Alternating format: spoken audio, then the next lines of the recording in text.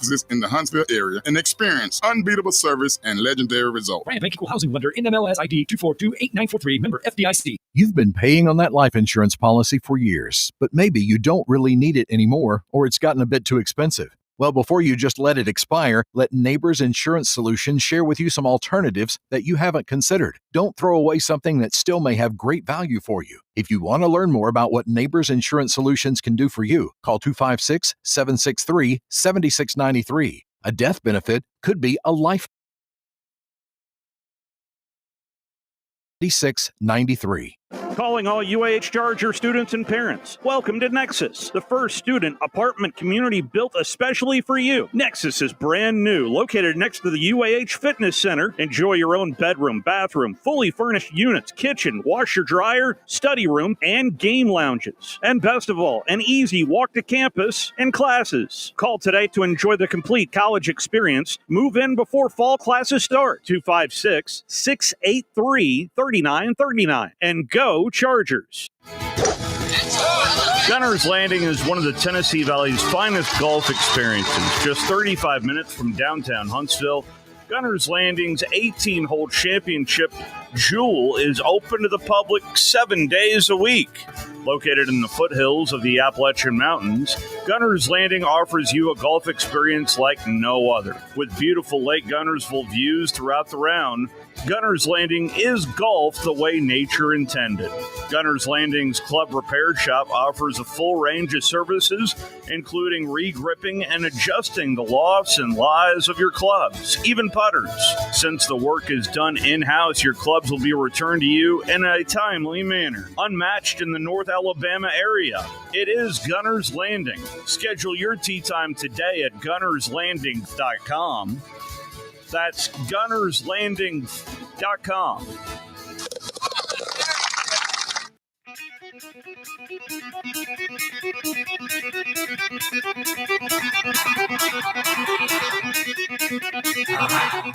Welcome to Talkin' Ball with Scott Tyson and Drew DeArmond. Call into the Neighbors Wealth Management Hotline now, 256-576-4977. That's 256-576-4977. Now, here's Scott and Drew.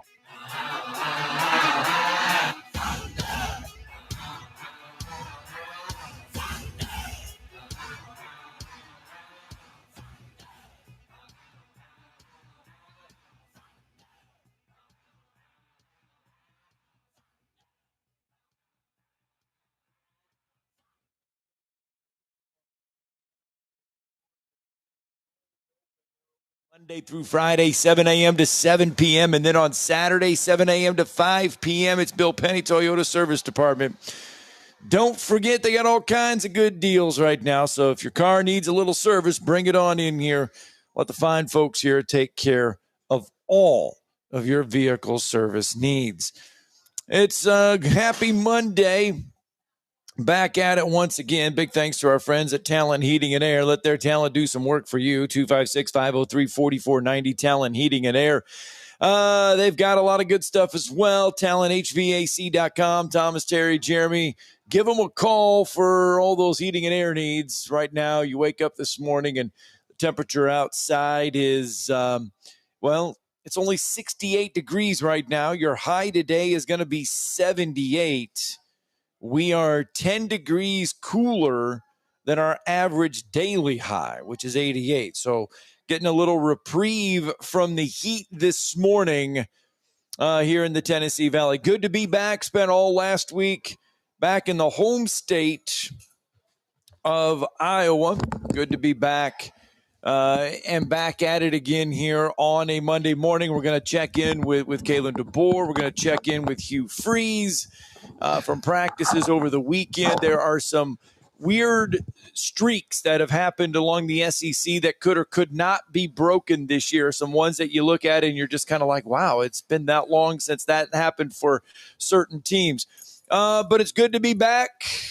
And before we kind of get cranked up, I do need to wish my lovely wife a happy 24 years. Today is our 24-year anniversary today. So spending it started here. She is spending it, by the way, going to jury duty.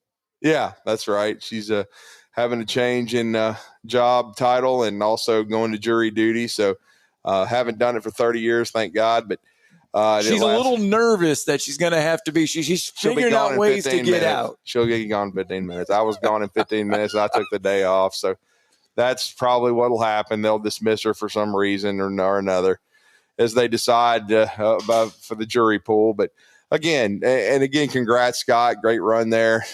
Bringing home a medal is always a big deal. I wore it today. Nice. Just one day. Nice. Yep. Nice.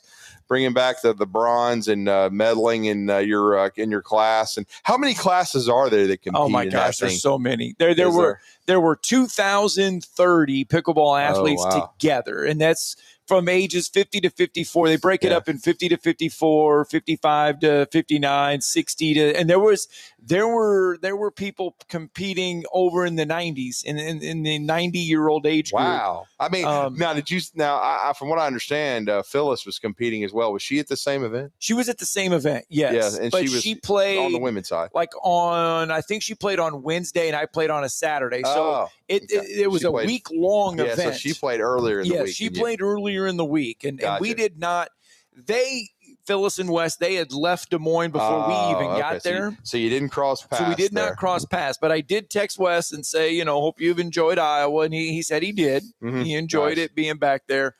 No, it was great. It was fun to be back in Des Moines for a little bit. It was fun. Did you hit any of those diners, drive-ins, and dives places in Des Moines? No, but my dad came through in a big way. Yeah, he had. I mean, obviously, we as a family we had been to Des Moines several times over my lifetime, and there is a fantastic old school. And when I say old school Italian, I mean this could be waste management Italian. Oh, we work with that already. It's straight up Italian. I mean, it's straight up. I mean, we're basically witness protection. It's straight up old school Italian. And that's where we had on Friday night before I played on Saturday. That's where we had our big dinner. And I was fortunate enough. My sister drove over there, her husband and my nephew Dawson. They were all there as well. So we basically did it Italian style. And let me tell you. Nice. Oh, my goodness. So this is UNLV that made it over. This is UNLV that made it over, yes. Yeah, everybody has nicknames, but So it was a fantastic trip. Sweet. Yesterday, though, the flight home, we were supposed to arrive back in Huntsville at 12:47. We did not arrive back in Huntsville until closer to 3. Well, I mean, at least it's a flight and not having to drive. Though. United did gift us each a $15 food credit voucher because we moved gates 4 times. We went all across O'Hare Airport 4 different times. Nearly walked out with $2,000 flight credit apiece. Oh, wow. That did not happen. Nearly got to the counter and the lady said, we're looking for 7 volunteers to take a $2,000 because we overbooked the plane. Oh, okay. So I get there, but a guy kind of cuts me off and says, I have a family of 6. Will you give me $12,000 in travel credit? Oh, and I'm sure they're like, absolutely. Well, they were like, okay. And then they were like, I got to me. Well, after but you have your wife. Yeah, they were like, well, we'll fly you into Birmingham. And Tara was like, I'll go pick you up for $2,000. $2,000. Yeah. Yeah. And needless to say, United Airlines decided that they were just going to get us a bigger plane. Yeah, just a bigger plane. So they rolled one out of the hangar. So homeboy didn't get his $12,000. Homeboy didn't get his $12,000. So he tried to cut in there and get his $12,000. He tried to cut in and get his $12,000. He was going to be traveling the rest of the year free. Yeah, well, basically, yeah. So and that is where we ran into the one and the only Brett Musburger. You were looking live at O'Hare. Oh my goodness! He walks coming off the plane, walks right past us, and I'm like, "Holy crap, that's Brett Musburger!" Yeah, I go to get some bagels. My wife sits next. She sits down next to her. They have a conversation. And I'm like, you heard the voice. Yeah. Oh my gosh! But yeah, that's why I asked for a VEASAN action update. He had his Raider gear on. He had because he was coming back from the Hall of Fame where he had gotten an award. I think he still does the Raiders games as far as I know on the radio. Yeah, he had gotten an award there. Yes, he did. John McClain talked about it on the Thursday edition of the Drive. I was fortunate enough to sit in on that, and he talked about everybody was being elected. And of course, the big talking point was Antonio Gates, and we had Phillip Rivers on, and Phillip Rivers talked about Gates and things of that nature. But then he did bring up the fact that Brent Musburger was being honored. Yes. So we talked about that. Yeah, and it was cool to see him walk through the airport. And, awesome. And, we recognized him. My wife recognized, after I told her who it was, she was like, oh, my gosh, that is so him. Yeah. And she was like, you need to go get your picture. And I'm like, I didn't want to bother him, I didn't want to bug him, but I was like, man, it's just so cool. I kept staring at him. I'm like, that's freaking Brent Musburger. I mean, of all the legendary calls, he and Al Michaels are the two that stand out to me, Well, you could have asked him, did you help A.J. McCarron get married? That's right. That's exactly what I told my wife. I said, one of the last ones that he called was the Notre Dame Alabama Orange Bowl scrimmage. Or the national, shouldn't say the Orange Bowl. It was the national championship game. The Orange Bowl was played before that, but the national championship game there. Yeah, it was awesome. All right, 256-576-4977. That's the number to the phone lines. We did eat at the Amana Colonies on Saturday. You would have loved it. It was family style. There you go. And they brought out just platters of roast beef, ham, and fried chicken. Oh, nice. It's endless platters. I mean, it's as much as you can eat. If you run low, they just bring you more. Green beans, corn, mashed potatoes, gravy, coleslaw, cottage cheese. When it's family style, it usually means bottomless. It was bottomless, baby. Yeah, there you go. It was bottomless. So, and I treated it like it was bottomless too. And it was fantastic. The dessert tray comes out afterwards, and it's got like 20 desserts on it, and you just pick one, and they bring it back to you. You can have it with ice cream, without ice cream. It was fantastic. So the food was on point the whole entire trip. Sweet. On point. And I know you were gone, but I was able to speak at Greenbrier and do one of our annual meetings, and I got to give a shout out to some the Crawford family who had come to their first meeting, and his wife ends up baking Freddie Kirby and I both a cobbler. I've still got it in my refrigerator. What kind of cobbler did you get? It was a kind of a hybrid, like a cheesecake apple cobbler. Okay. I thought, wow. And it was and it wasn't just a single serving. We're talking a 9x13 pan. Something like that. Yeah. So I've still got some of that. Do you put the ice cream on it? I haven't yet. Okay. But I probably shouldn't. But there's a lot of things you probably shouldn't eat, but you do. Of course, I'm going to take this cobbler. I mean, but of course. I mean, she's going to bake it for both of us. I mean, man, I was like, good Lord, this is unbelievable. But of course, you're going to do it. Yeah, that's right. It's just, somebody gives you a fillet and a potato, you're going to eat it. Absolutely. I mean, you're not going to turn it down. Yeah. I mean, that would be silly. Or Gatorade either. So, have you found the green apple Gatorade Zero? No, I haven't found it yet. I'm going to find it. I got a picture from Foodland over in Decatur. Supposedly they have it. So, I mean, you know what? Now hold on to that. Remember, me and you and I will be in Decatur on Saturday. Oh yeah, that's right. We will be over at the new Hyundai. Decatur of Hyundai. Yeah, Decatur of Hyundai. And Arthur's it'll be taking that over there. Yes, and I have not had a chance to let you know. I did talk with Tokyo last night because he was kind enough to take care of our dog all week. Oh, nice. He stopped by the house and visited with the dog. Okay. 10 to 12 on Saturday. Okay. Cool. But you will be in the Decatur area, so therefore you can find Foodland. Yeah, we'll see. I mean, hadn't been paid for 5,629 days, so gotta.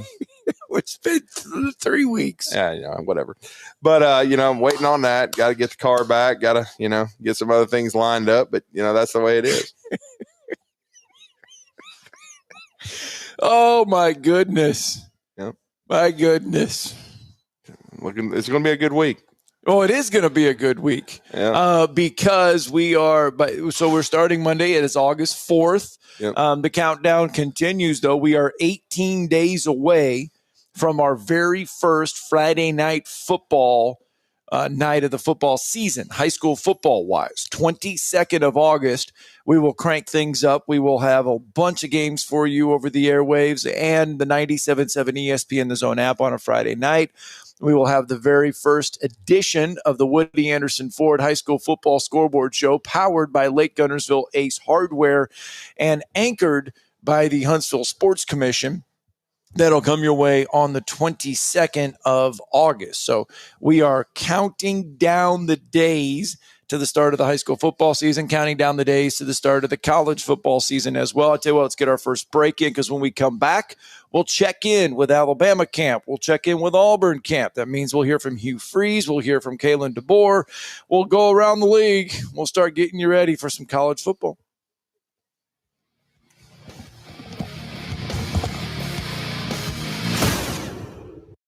You're listening to Talkin' Ball on 97.7 ESPN The Zone. Specializing in simple and affordable rentals, McCurry Van and Car Rental can make sure you have just the right vehicle for your next family vacation, weekend getaway, or if you just need transportation while your vehicle is being repaired. McCurry carries Ford Transit vans and Mercedes Sprinter vans, trucks and work vans, and more. And they offer discounted rental rates for long-term rentals. Now with 4 locations: Athens, Muscle Shoals, Coleman, and Huntsville. Log on McCurryRentals.com to make your reservation now. That's McCurryRentals.com. In the market for a new or used car? Look no further than Hyundai of Decatur. With a large inventory of new, used, and certified pre-owned Hyundai models, Greenway Hyundai of Decatur is here to service all of your Hyundai needs. Come visit our exceptional service department as well. With state-of-the-art facilities and a caring team of automotive professionals waiting to service your vehicle, make Hyundai of Decatur your #1 choice for all your automotive needs. Give them a call today at 256-274-0279 or visit them online at greenwayhyundaiofdecatur.com. Lake Guntersville Ace Hardware is your locally owned and operated hardware store. We're not just about numbers, we're about helping neighbors, because our Ace Hardware store is part of your community.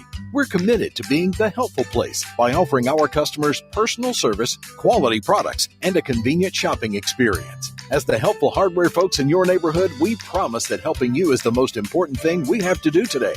Stop by and visit Lake Guntersville Ace Hardware today, 1536 Blunt Avenue in Guntersville. You worked hard for your 401k, but if you've left your job, your money might be sitting in the wrong hands. I'm Jeff Jr. with Trajan Wealth, and it's very possible that the 401k that you have had for years has hidden fees and limited investment choices. But if you're no longer with the company, that 401k may be at the mercy of your former employer. All of these things could be costing you thousands. Rolling over your 401k into an IRA can provide better investment options that align with your long-term goals. At Trajan Wealth, we're fiduciary advisors that are held to a higher standard with no hidden agenda and no hidden fees. Don't let your retirement dollars sit in an old plan, and don't roll it over to your new plan without consulting Trajan Wealth first. Call Trajan today at 256-208-9000. Advisory services are offered through Trajan Wealth, LLC, an SEC-registered investment advisor. You've been paying on that life insurance policy for years, but maybe you don't really need it anymore, or it's gotten a bit too expensive. Well, before you just let it expire, let Neighbors Insurance Solutions share with you some alternatives that you haven't considered. Don't throw away something that still may have great value for you. If you want to learn more about what Neighbors Insurance Solutions can do for you, call 256-763-7693. A death benefit could be a life benefit. Learn more at 256-763-7693. The Blitz with Joe Hunk and John Abraham. Weekday morning starting at 9 a.m. on 97.7 ESPN The Zone.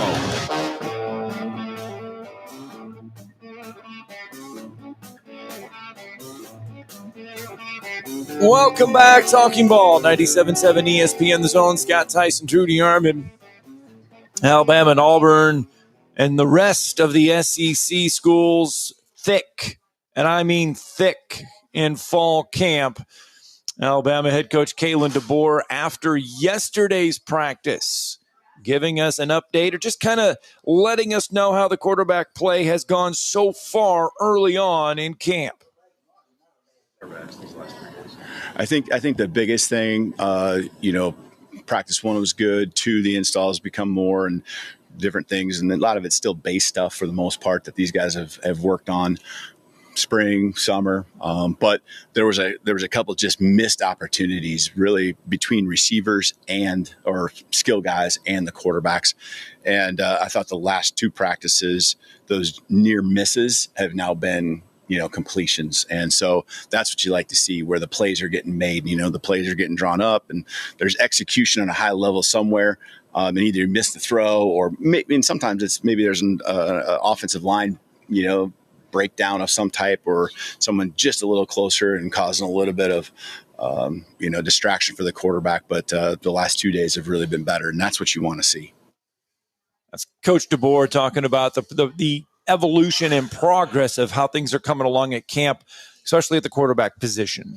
Yeah, just a minor injury or 2. Latsier Brooks a little banged up, but nothing that's going to keep him out of the opener right now against Florida State and Tallahassee. They're probably going to be cautious with it. They got their first scrimmage coming up, this coming Saturday inside Bryant-Denny Stadium, and then they've got another one coming up on the 16th. That'll be the 2 for fall camp, and they'll have 2 weeks to get prepared to go the rest of the way to go to Florida State. Might do some more team scrimmage work, but it won't be a full-fledged scrimmage. The 2 full-fledged ones are the 9 and the 16th. So that's what's coming up for Bama. They did some shuffling with the offensive line a little bit. They were able – yesterday, I think Gino Vandermark saw some time at first-team right guard, and they had the Swamp Monster Jaden Roberts with the 2s. So they were just doing some shuffling, cross-training, things of that nature. And so I think Gino's probably also seen some first-team reps at left guard. But I think most of that's gone to Cam Dewberry, who I think he's lost about 30 pounds since the spring. So he's a lot lighter because, again, this offensive line and this system that Kalen DeBoer has is they want you to be their agility, mobility, being able to pull. So they wanted guys to be a little lighter in the and then that's why that you heard Caden Proctor when we were in Atlanta. He was talking about maybe losing 10 pounds. So they wanted – it's a little bit different style. So, but again, so far so good. You heard Coach DeBoer kind of talking about the quarterbacks. I think Ty's had a good start to camp, to be expected. They haven't announced him as the starter, but, barring something unforeseen, I think that we know that's what's going to happen. And same way with Auburn. No significant injuries that I've read or seen. It looks like Jackson Arnold's gotten off to a good start. A guy, Omar Mabeson, you were gone last week when we caught up with Jacob Goins, and he does Auburn high school football. And of course, Mabeson is a guy that reclassified and ended up joining the Auburn class late, but he's had a good start to camp. I think Damari Alston's been a little banged up, and that's kind of been the story of his career, that and fumbles. But so it's kind of opened the door. But Jeremiah Cobb is also hurt. He's broken a finger. He's in a little bit of a soft cast. They're trying to get him healthy before they go to Baylor on that Friday night. So that's why Mabeson and some of the younger backs, and of course the UConn transfer, they're all Darrell Robinson. They're all getting reps. But it sounds like so far so good on both sides of the state. All right, here is, and you may have to boost this audio up just a little bit there, Brody. This is Hugh Freeze. We heard from Kalen DeBoer talk about the quarterback spot. This is Hugh Freeze kind of giving us his thoughts so far on the quarterback positions after the first 3 or 4 days of practice for the Auburn Tigers. I think the quarterbacks today, too, before we end, I thought the other 2 played really well, too. I thought there were some really good things from both Deuce and Ashton also. And we had 1 pick, which we got to get cleaned up, and he should not have. I could see it happening, and we'll get that cleaned up because the whole deal with these guys, they're so talented, Jackson, Deuce, and Ashton, is we don't have to force things. We just have to make the plays that are there because you got good enough people around them that you don't have to try to force things. And that's really what I'm trying to get across to them is just make the plays as they come to you, and we're going to be fine. There you go. Hugh Freeze just talking about the quarterback position and the fact that they don't have to press as much. They don't have to do as much because he feels like they have more playmakers around them. He also, in that same breath, talked about the fact that on the cornerback spot, they have depth now. They have 6 or 7 deep in that backfield, which is something they've not had since he's gotten there. So the feeling, I think, on both sides for Alabama and Auburn right now is the legs are going to be a little heavy just because it is the first 4 or 5 days of practice and your body's still adjusting. You're going to be heavy. This is that hard part where you're fighting the little nicks and bruises because you're going to start putting the pads on. You're starting hitting for the first time. But this is where we'll see a lot of the progress, too, is when the pads come on. No, I mean, Alabama had their first padded practice. Auburn's on the same trajectory. I mean, that's when the rubber kind of meets the road and when jobs are starting to be won or lost, because the first couple of practices are always spider pads. It's always, just kind of thudding. But, yeah, I mean, the full contact practices are where, things start being decided. And then you also you want to avoid injury as well. So we'll see what happens. No doubt about it. But Eric Singleton, as expected, I think has been impressive. The transfer wide receiver from Georgia Tech. And I think no question that Cam Coleman they have. And then I was hearing good things the first 2 or 3 practices from Perry Thompson. And Perry is right now in place of Malcolm Simmons, who has a legal situation, as we know, off the field. And he's practicing from what I understand, but he's not practicing with the ones. He's more with the 2s or the 3s. We don't know about his availability for Baylor. To be blunt, I would be surprised if he plays against the Baylor Bears. So we'll see, but that'll be decided by, basically the university. And I don't think that'll be a decision made by the football program. I think it'll be made by the administration. So we'll see legally, where they're at with that. But it'll all depend. And once the legal situation, like you mentioned, once the legal situation plays out, then they will take the course of action that is appropriate. Yeah, and then another guy to watch. He's a senior transfer from Wake Forest, Horatio Fields. So he's another guy that I think's impressed at wide receiver that I think they believe can help them and make an impact on the rotation and the depth chart. But they invested heavily last year in those freshmen, and Malcolm Simmons, who had a good year before running into this issue. Cam Coleman had moments. There's no questioning his talent. And then, of course, Perry Thompson. Thompson was probably the furthest behind, but I think he's made progress. So, again, you've got Jackson Arnold, who skipped the Manning Passing Academy to continue to ingratiate himself and get work in with his new teammates. He's definitely QB1 in my mind. Ashton Daniels was brought in. He didn't get to Auburn until, in the summer. He's the transfer from Stanford who was a part-time starter there. He gives them some experience, but I think no question right now they love the future with Deuce Knight, who's a really talented freshman. So I think overall they feel much better about the QB room and the guys around them.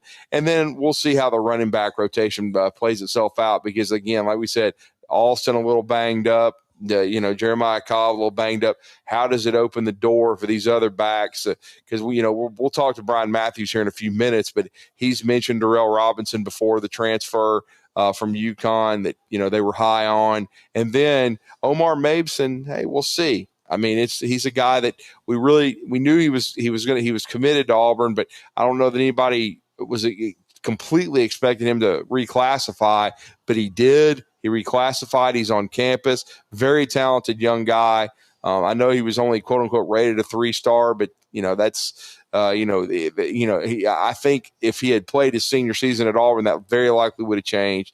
So we'll see what happens going forward. All right, 7:26 here on a Monday morning, 256-576-4977. If you'd like to join the program, feel free to do so here on a Monday morning. We've only just begun. Let's get our break in. When we come back, Talking Ball going to roll along from Bill Penny Toyota out here in the service department.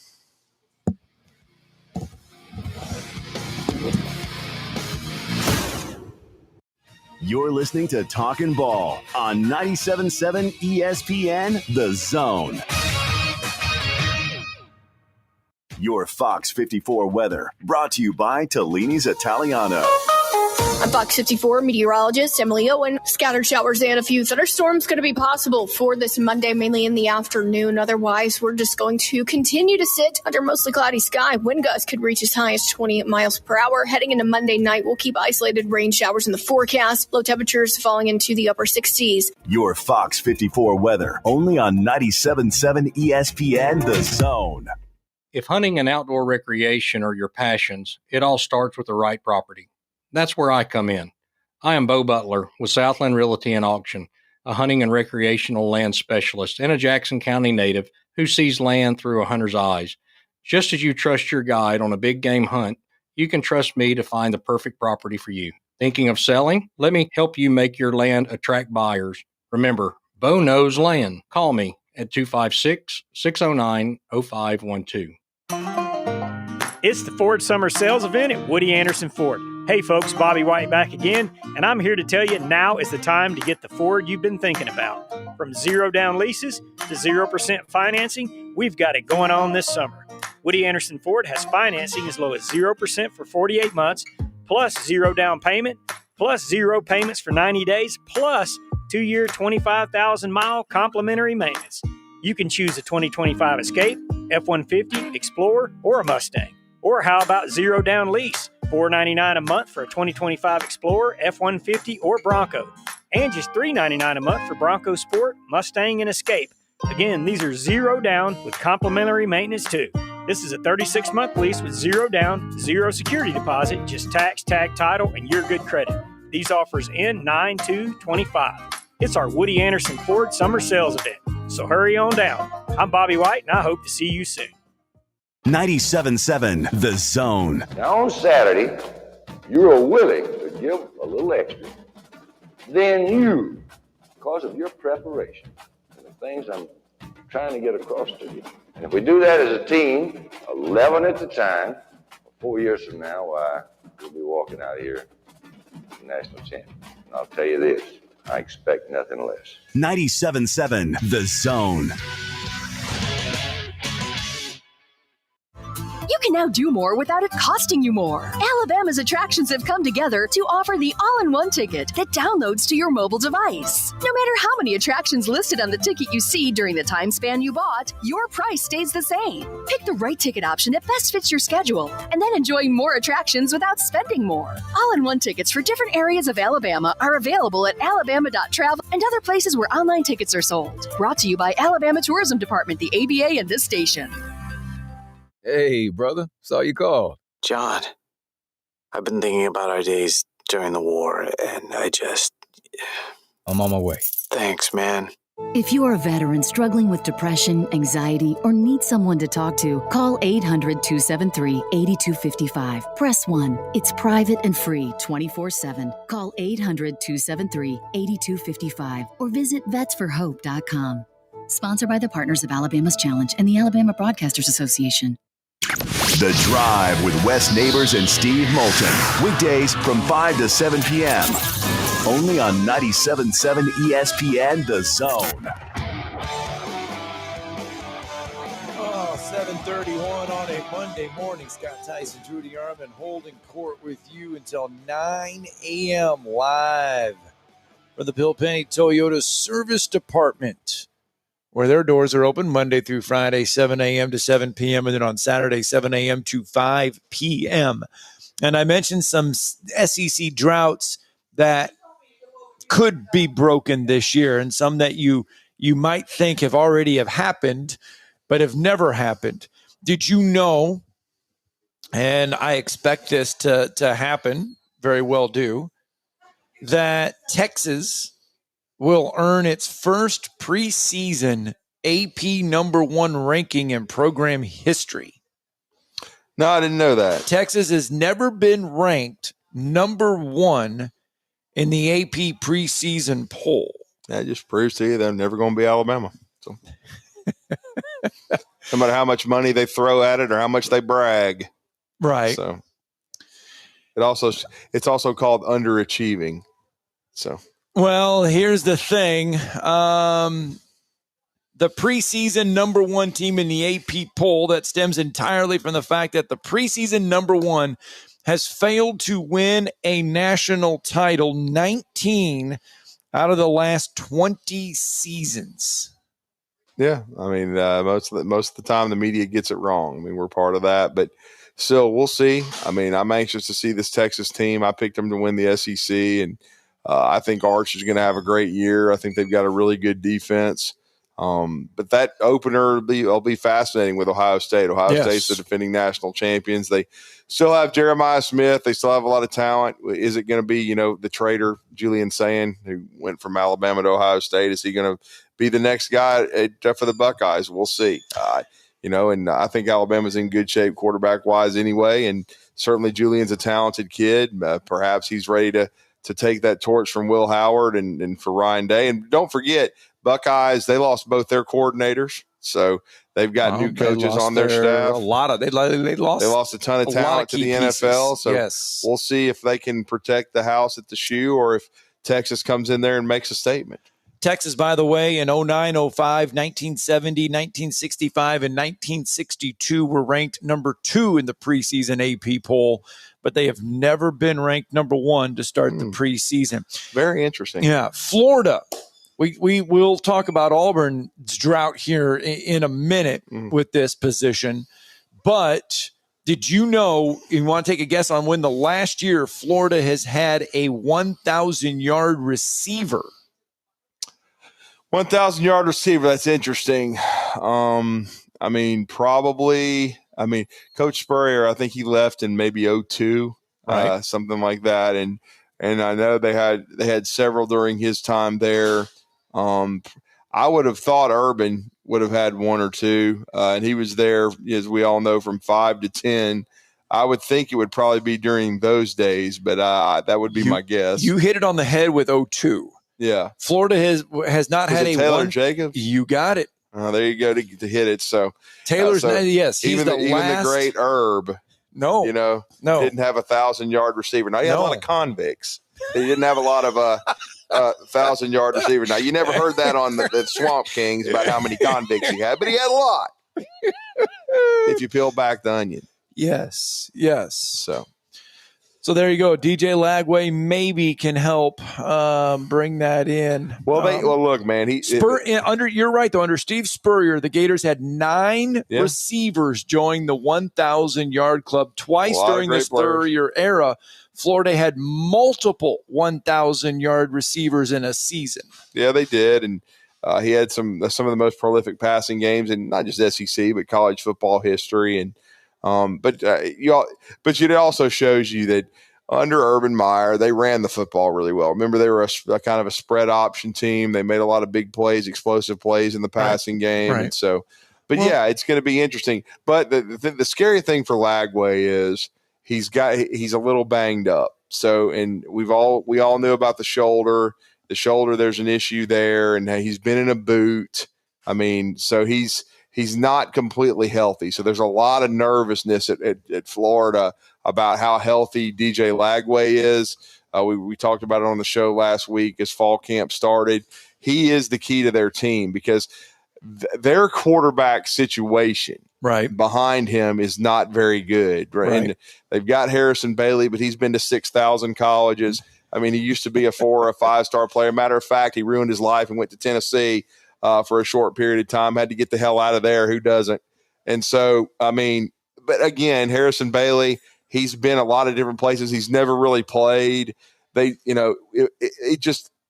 expectation for the Gators changes dramatically if they don't have DJ Lagway. I mean, really, really dramatically.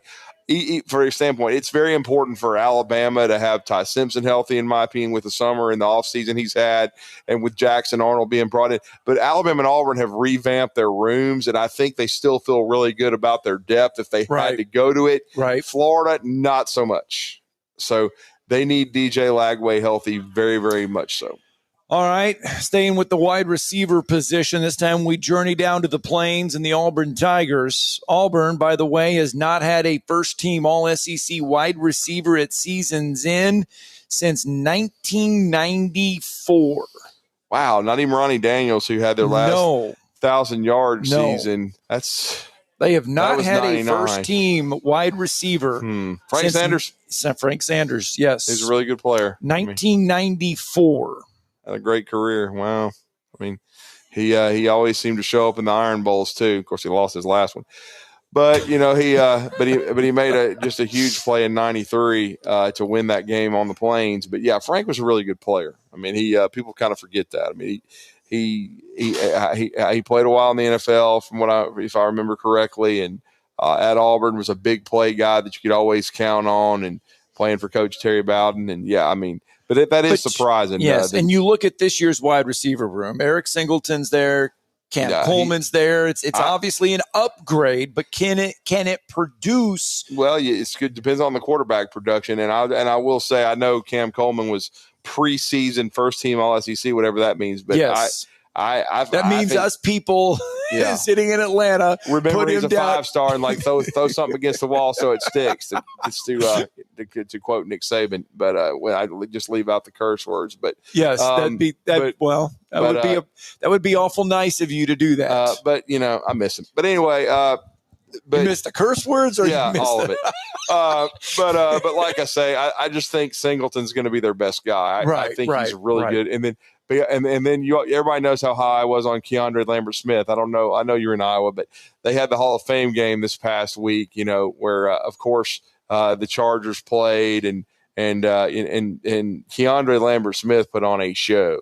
And somehow he went in the fourth round, whatever the hell it was. But I don't really know. It all what goes they were back to the quarterback watching. play, probably. Maybe, but if you look at Keandre's numbers, he almost got 1,000 yards receiving with tomato cans at quarterback. So, I mean, that's kind of the Jordan Matthews situation. Like Jordan Matthews played with 6,000 quarterbacks at Vanderbilt. He always produced. So sometimes it is the receiver. So I think Keandre Lambert-Smith, to me, James Franklin, he's a space cadet. How do you let Keandre Lambert-Smith leave and not have him there? And you had a college football playoff team that would have been even better with him there. So, all right, this other one here is interesting, and it deals with the Ole Miss Rebels. Yeah. Lane Kiffin. Okay. Lane Kiffin will beat a ranked power conference team in a true road game for the first time since 2011. Now, is that for the Rebels you're saying? That's just Lane Kiffin as a coach. Oh, okay. In other words, Lane Kiffin as a coach, popcorn. Yes, has not beaten a ranked opponent on the road since 2011. Now, last year alone, Shane Beamer, Mark Stoops, Josh Heupel, Kalen DeBoer, Kirby Smart, and Steve Sarkisian all at least won one true road game versus a ranked power conference foe. Mark Stoops, of course, did that against Ole Miss. But Lane Kiffin's last 5 results, 2021, lost 42-21 at Alabama. 2021, lost 31-20 at Auburn. 2023, lost 24-10 at number 13 Alabama. 2023 lost 52-17 at number 1 Georgia, and in 2024 lost 29-26 at number 13 LSU. Yeah, he's had some tough ones and some, like we said, burnt popcorn. But I still think they're going to have a good team. I mean, they're more under the radar this year, even though they were very aggressive in the portal. I think they probably had more talent last year, but I still think with the schedule. They avoid Alabama and Auburn in the regular season. I think Austin Simmons is a really good player at quarterback, got a chance to be good. I know, they lost Trey Harris, but Lane really seems to like the depth at wide receiver that he has. So I think, I believe they think they're going to be stronger at running back as well. Because remember, they didn't have Judkins last year. He had gone to chase the money at Ohio State, and it worked out for all parties involved from the standpoint of Ole Miss was still really good. They missed some opportunities, but of course, Ohio State won the national championship. But again, I think Ole Miss, I picked them 5th in my poll in the league, which means they're right there with a chance to make the playoff like they were a year ago. So we'll see what happens. But I think, Lane, I think they're in a good spot. Well, they have Georgia on the road October 18th. You would assume that would be their first chance really to pick up a ranked road win. Unless John, I'm trying to see because the John Summerall one, John Summerall will come to Ole Miss. Yeah. Kentucky will not be ranked when they take them on September 6th in Lexington. Georgia will be. Oklahoma is October 25th. The Sooners could be if goes right for them.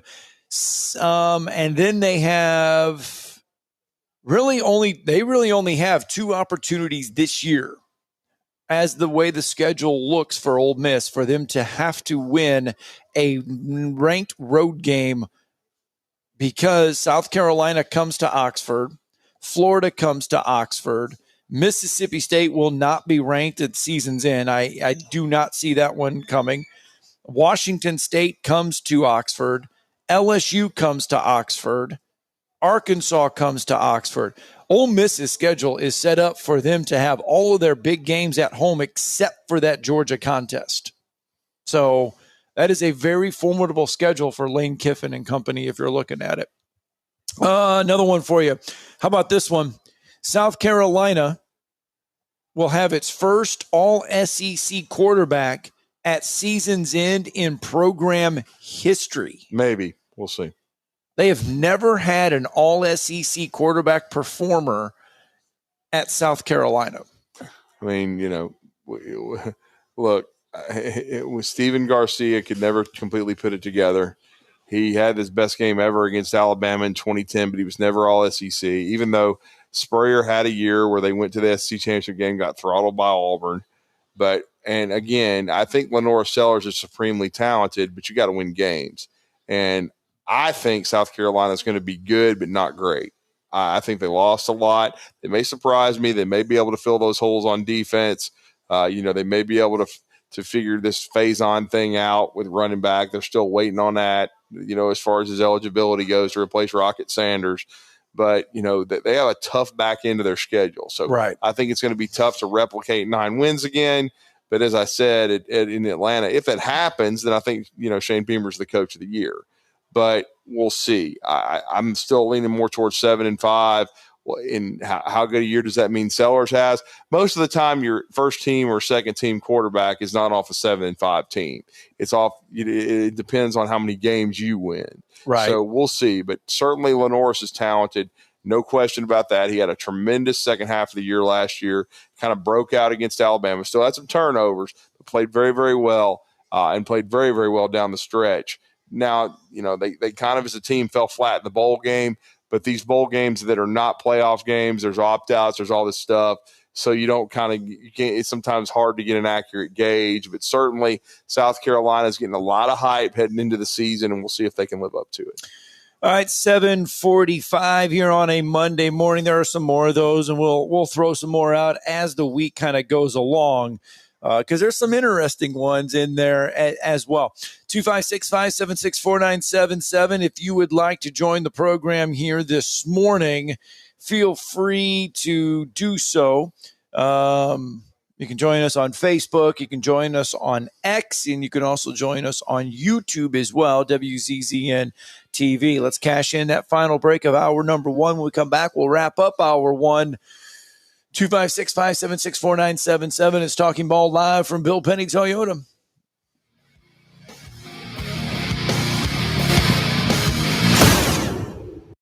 You're listening to Talkin' Ball on 97.7 ESPN The Zone. Sure, Valley Equipment Rental takes care of the homeowner and his needs, but how about the pros out there? Well, Valley Equipment has the big stuff as well. The equipment you need to get any job done. I'm talking about the big track hoe excavators, from the 30,000-pound mid-size one to the big boy 50,000-pound units. Need a dozer on the job? Well, they've got them up to 105 horsepower, and that's a good-sized machine. Plus, Valley Equipment has more lifts than anyone around. Up to 80-foot booms that reach 56 feet with a 10,000-pound capacity. 2 locations, North and South Parkway. Check them out today. today. By now, you know about Eagle Masonry and Insulation, and maybe you know that Eagle also does landscaping and dirt work. But how about after paint work? Shower doors, shelving, and mirrors, all taken care of by Eagle, the same Eagle that takes care of all your masonry, insulation, and landscaping needs. Eagle brings the same level of expertise to all these disciplines, and they're ready to provide you with a free quote. The website is the same, insulatewitheagle.com, as is the phone number, 256-755-1556. Give them a call and see what Eagle can do for you. Eagle saves you time. Eagle saves you money. Tom Abraham here from my friends at Your Home Window. Now is the time to take advantage of their huge end of summer sale and get ready for the fall. Right now, all windows are 35% off. All exterior doors are 40% off. Now you get the whole door, just the price is 40% off. And get this, 0% interest for 18 months, as in no interest, nada, none. As always, the estimates are free, as is the lifetime warranty. To make an appointment, go to yourhomewindow.com. That's yourhomewindow.com. Uh-oh, Brad's buzzed. Oh, yeah? Yeah, he's starting with the woots. And now a speech. I just want to say that friendship is about heart and brain. Who's with me? Good thing is, he knows when he's buzzed. And my brain is saying, when it's time to go home, somebody call me a ride. Love that guy. Me too. Know your buzzed warning signs? Call for a ride when it's time to go home. Buzz driving is drunk driving. A message from NHTSA and the Ad Council. I don't think that many kids in my son's school even do it. He makes fun of his friend who vapes. He would never try it. She's into soccer. She's on the honor roll. She's just not the type. No way. No way. No way. No way. My kid would never vape. Get your head out of the cloud. Today, nearly 8,000 kids will start vaping. Maybe even yours. Learn about the dangers at talkaboutvaping.org. This segment of Talkin' Ball is brought to you by University Kia, the #1 volume Kia dealer in the state of Alabama. Located online at universitykia.com. Here we are. Welcome back. 7:49 on a Monday morning. Talking Ball, 97.7 ESPN, The Zone. Scott Tyson, Drew DeArmond. Welcome back into the show on a Monday. And we did briefly mention the fact that the NFL's Hall of Fame, not NFL, let's get it right. The Pro Football Hall of Fame class was inducted over the weekend. And as soon as it's done, obviously the first time eligibles come out for the class of 2026. And I tell you, if you want to feel old, just look at some of the names that are on the ballot that will be on the ballot for the first time in 2026. And you got Larry Fitzgerald, Drew Brees, Jason Witten, Frank Gore, Julian Edelman, Marquise Pouncey, LaShawn McCoy, Thomas Davis, Greg Olson, Alex Smith, Des Bryant, Stephen Gostkowski, and Alabama and Athens' own Phillip Rivers. Yeah, and Phillip officially retired this year, even though that was basically piggybacking off of, helping out Antonio Gates and things of that nature. But, as John McClain told us, Phillip probably won't go in on the first ballot. Right. But very good chance second ballot. He is absolutely a Hall of Fame player. You have to say that because he broke all of Dan Fouts' records, and Dan didn't play in the Super Bowl either and ended up in the Hall of Fame. So, Phillip is absolutely a Hall of Fame player. No question about it, just like Gates was. And Gates is one of the greatest tight ends to ever play. And a guy that never played high school football, just to kind of show you, or excuse me, college football. Let me correct myself. College football. He was a guy that was a great player at Kent State basketball wise. Alabama knows that. You saw him. I mean, he was an outstanding college basketball player, but he went on to become just one of the greatest, of his era or any era. From the tight end position. And Drew Brees will definitely be a first ballot next year. It's hard to believe it's already been 5 years. Oh, I know. By that time. But Drew had an amazing career. He brought the Saints a Super Bowl, tremendous durability after he got past the shoulder situation. And thank goodness for it, because Nick Saban ended up at Alabama. So everybody came out great. They're all going to be connected to each other forever. Great, yes. And then for Dante Culpepper sucking. So we love that.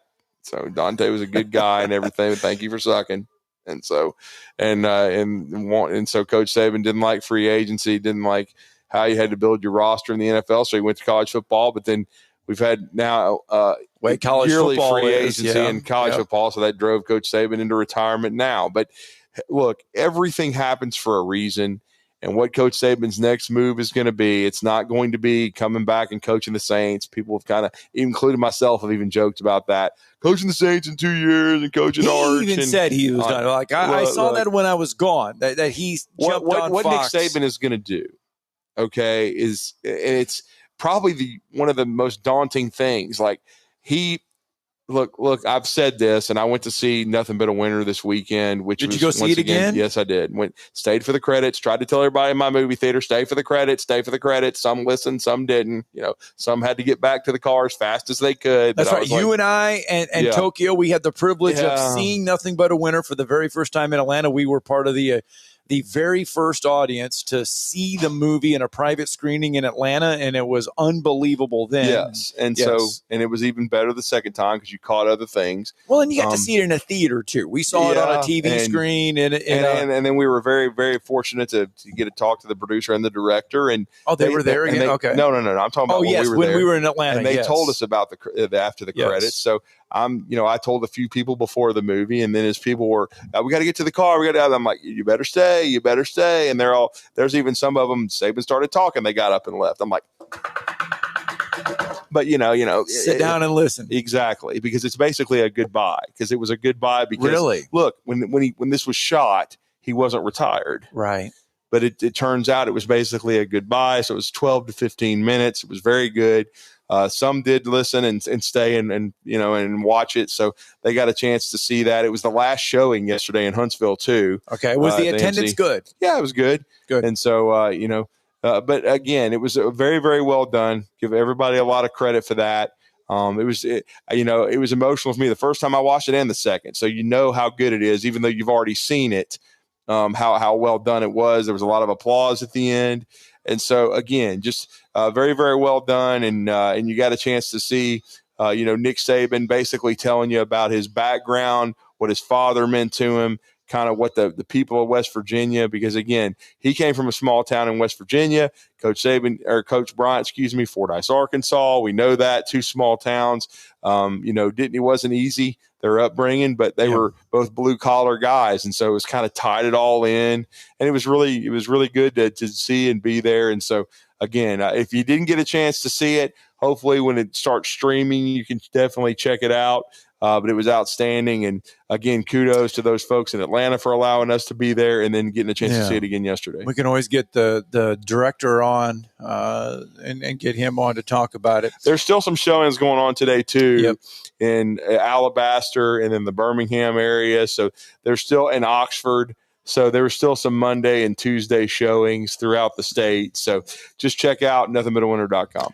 By the way, several quarterbacks are in the Pro Football Hall of Fame that have never won a Super Bowl. Oh, yeah. Dan Marino, Fran Tarkenton, Warren Moon, Jim Kelly, and Dan Fouts, who you mentioned. So those are just a few of the ones that are in the Pro Football Hall of Fame that have never won a Super Bowl. And I believe John McClain has been in since 2006, longtime writer for the Houston Chronicle and radio voice, and definitely a Hall of Famer in the media sense for football. And he's on the selection committee. And he talked about how sometimes there are just no-brainers. Even though he didn't win a Super Bowl, it was Dan Marino. I mean, his presenter got up and just said, I present Dan Marino, and I'm sitting down. And so everybody understood, even though he didn't win a Super Bowl, Dan Marino is a first ballot Hall of Fame player, unless you have cataracts or, not sober.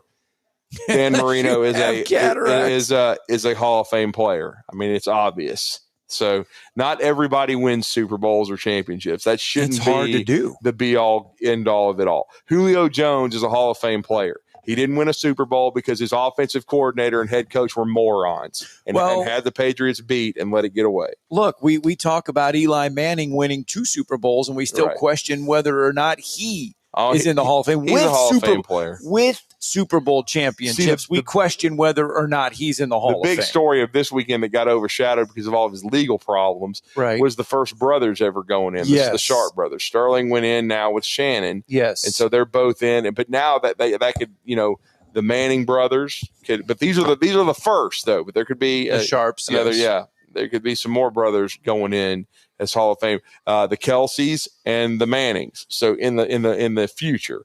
But these were the two first, but it got overshadowed because you can't go anywhere without reading about Shannon Sharp paying somebody. So, I mean, you know what I'm saying? Oh, that's a sticky situation. Oh, Lord. Legal situation. In more ways than one, man.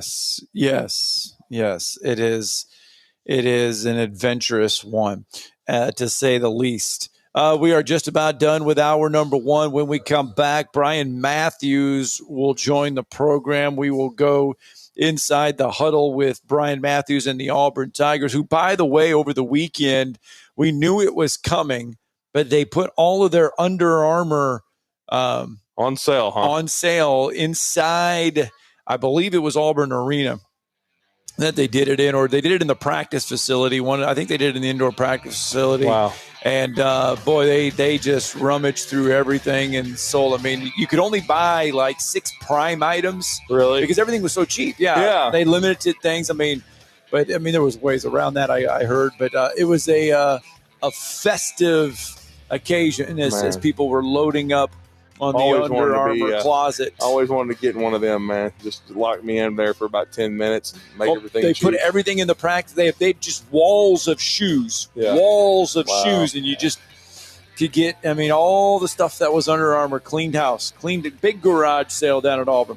Brian Matthews will join us next.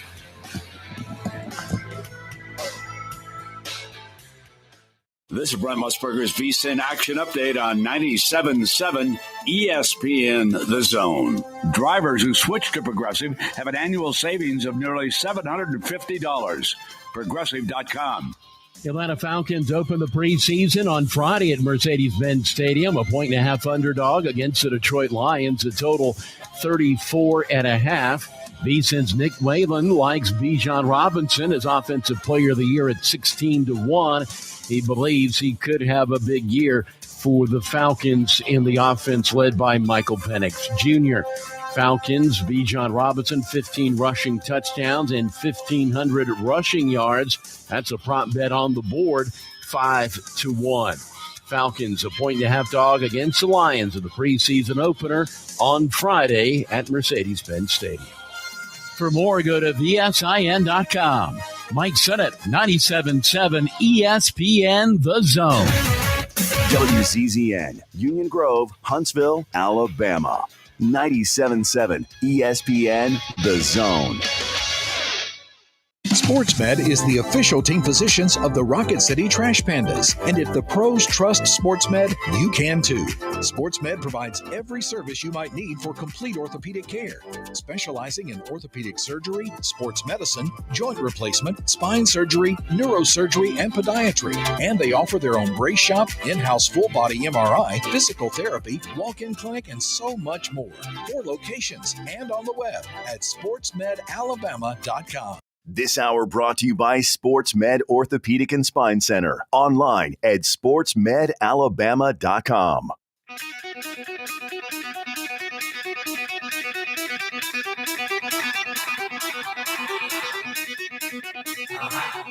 Welcome to Talkin' Ball with Scott Tyson and Drew DeArmond. Call into the Neighbors Wealth Management Hotline now, 256-576-4977. That's 256-576-4977. Now, here's Scott and Drew. SportsMed Orthopedic Surgery and Spine Center helping us put the ball back on the tee and kicking off hour number 2 of Talking Ball. 97.7 ESPN The Zone, 256-881-5151. SportsMedAlabama.com. If you want to experience that SportsMed difference, we say it all the time. They're the official medical providers from the Rocket City Trash Pandas and the UAH Chargers, both of which have homes right here on 97.7 ESPN The Zone. We talked a little bit in hour number one. We heard from Hugh Freeze in hour number one as he talked about the quarterback position and how they're kind of coming along. He also talked about the depth along that defensive line. He talked about the depth in the cornerback position where they're 6-7 deep. But Hugh Freeze talking about how he's liking how things are progressing so far. It's early, but he's liking the direction this team is heading in early in camp. No doubt. And one of our favorite people since 2001, he's covered the Auburn Tigers. He's with auburnsports.com, which is, got to continue to say this, with the On3/Rivals network. They are now combined, but he continues to cover the Auburn Tigers. It was great to see him in Atlanta, and we wanted to get his first real report from training camp as Auburn is well underway to getting to their opener on a Friday night lights at Baylor in Waco at 8 o'clock. They'll be taking on the Baylor Bears, and we wanted to catch up with Brian Matthews and talk a little Auburn as their fall camp is well underway in year 3 under Hugh Freeze. Brian, I hope you had a great weekend. You were Drew and Scott. How are you this morning? I'm doing great. I heard y'all talking about the fire sale that went on, and my wife. Did anybody go? Did you know somebody went? Yeah. Yes, my wife Yvonne went over there, and she picked up a few things. Got me some baseball cleats. For me to help me mow the lawn in. So, man! So I tried them out. They worked out great. Oh well, I thought you might also maybe get Butch to sign them or something. I didn't know. I mean, I heard it was. I heard it wasn't experience. I heard it just. I mean, people started showing up, and I mean, it was just. It was organized chaos at times. Yeah, totally. It was, and those polo shirts and those quarter zips and jackets went really, really fast. There weren't any left by the time she got in there. So. Oh, wow. Yeah. Well, I mean, that's some expensive stuff for cheap. You know what I'm saying? Seriously, it was high quality stuff. Yeah. Well, Brian, I mean, Hugh Freeze has chatted with the media a couple times, most recently on Saturday about how he has liked what he's seen so far early on. He's talked about the depth, though, at several positions and the fact that they actually have, they can have some battles and they can have some depth, especially in that cornerback and in other positions this fall. Well, I would agree with you. I think they've really helped themselves out at cornerback, getting Pleasant in, from Tulane, getting Rayon Strader in from Miami, Ohio back in January.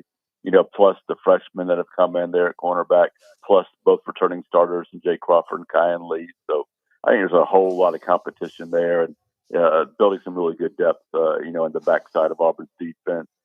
And I think up front, they're really building some depth. I don't think Auburn necessarily has other than Keldrick Falk, not maybe an interior defensive lineman that's, a first-team All-SEC type player. But they got a bunch of dudes that can rotate in there and can make plays and, stay in good shape and be, good for that fourth quarter. Don't have to be asked to play, 60-plus snaps or so. So I think they're really happy with that. And, linebacker I think is still a little bit thin. But I think there are some guys, some young guys. Xavier Atkins, I think, has stood out there. I think the freshman Elijah Melendez has been really, really good so far. And I think DeMarcus Riddick, now that he's healthy, is starting to show his playmaking ability. So they definitely got some talent in that linebacker position. You just got to get everybody healthy and you got to get some of these young guys, into the system and playing without thinking too much. Okay, I know it was asked early on, and our good mutual friend Jason Caldwell asked it, but Malcolm Simmons has been cleared to practice, but I know he hasn't really been getting any one reps. When will we know his status and availability for the Baylor game? I would think the chances of him playing are slim right now, but again, you know more about it than I do, so I'll just give the floor to you on the Simmons situation. Well, I think well, first of all, I believe it's a university investigation now. So right. There's not going to be a whole lot of stuff coming out about it until it's over or until they hold a hearing. So, and that can move a little bit slowly, but I do. The history for me, my experience, I'd say it's probably going to be finalized before the start of the season. Still got, around 4 weeks to go, a little bit less, but it feels like those things usually last around, 2 to 3 weeks. So we'll see. And I really have no idea exactly what to expect there. I'm just going to, until I hear something, more definitive. Just wait and see on that. It kind of reminds me of the Jarquez Hunter situation because that was handled by the university, correct?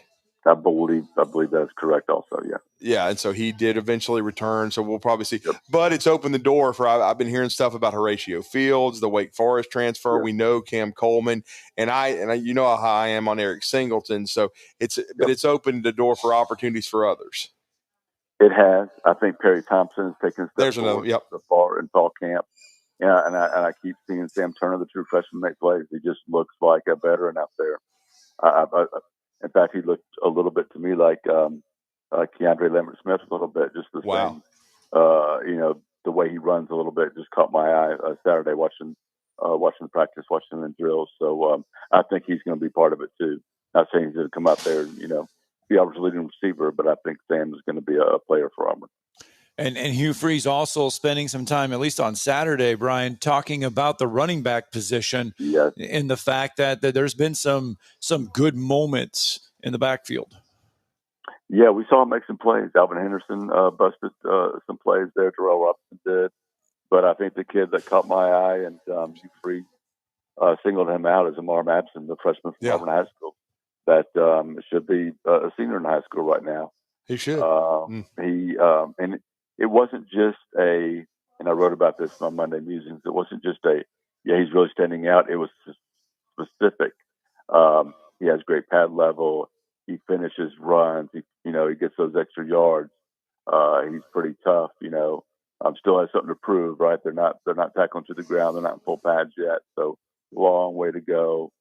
But that kid looks like he's going to be a player for Auburn in the future. And we'll see how soon that comes. But that's somebody to start getting excited about, I think.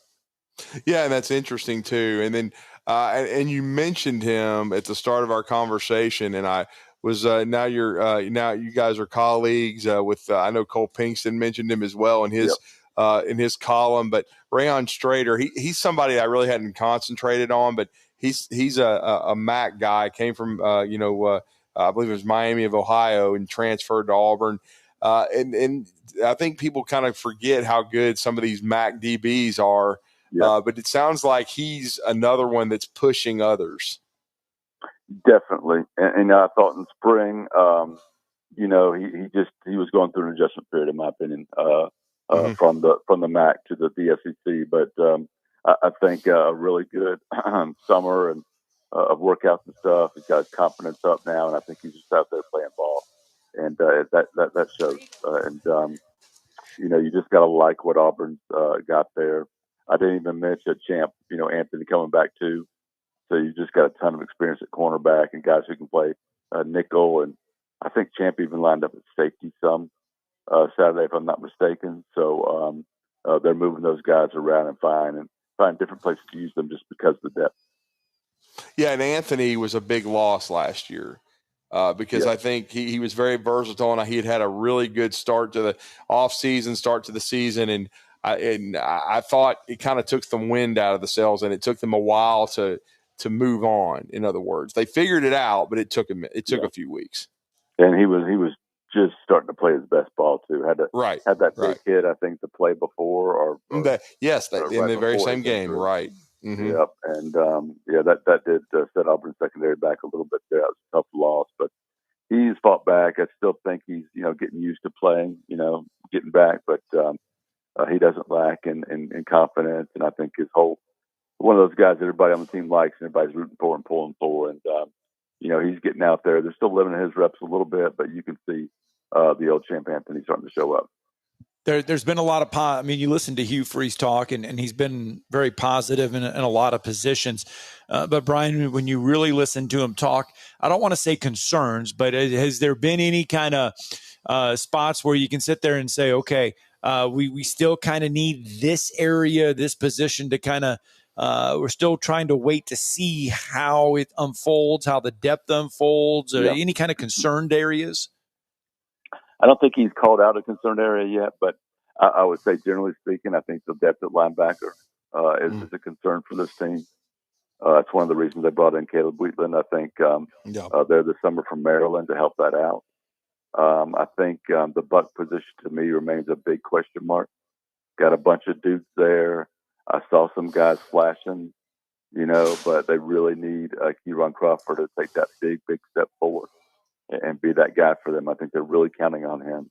And he had just one tackle for loss last year. Had a bunch of near misses and a bunch of almost got him, but got to start finishing off those pass rushes this year. I'm not saying he can't do it. I think he can, but that'll be a big part that determines the success, I think, of this team and this defense this fall.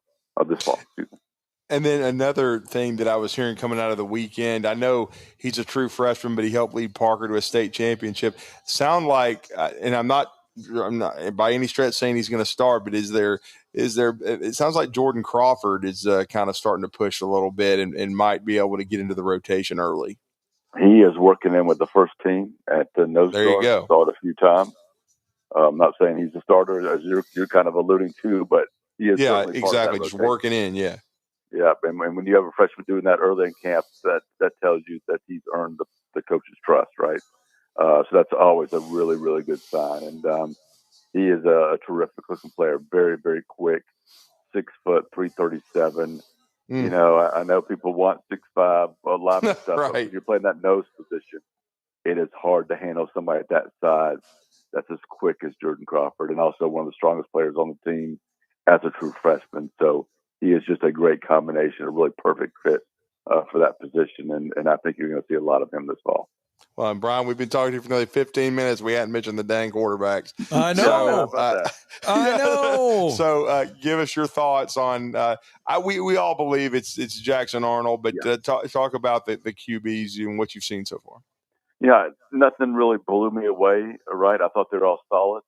I thought maybe the most important thing was, there was one interception I saw during the entire practice, and that was Ashton Daniels, who just arrived in the summer, and that was late on in the workout. So I think that's a good sign. They look pretty efficient.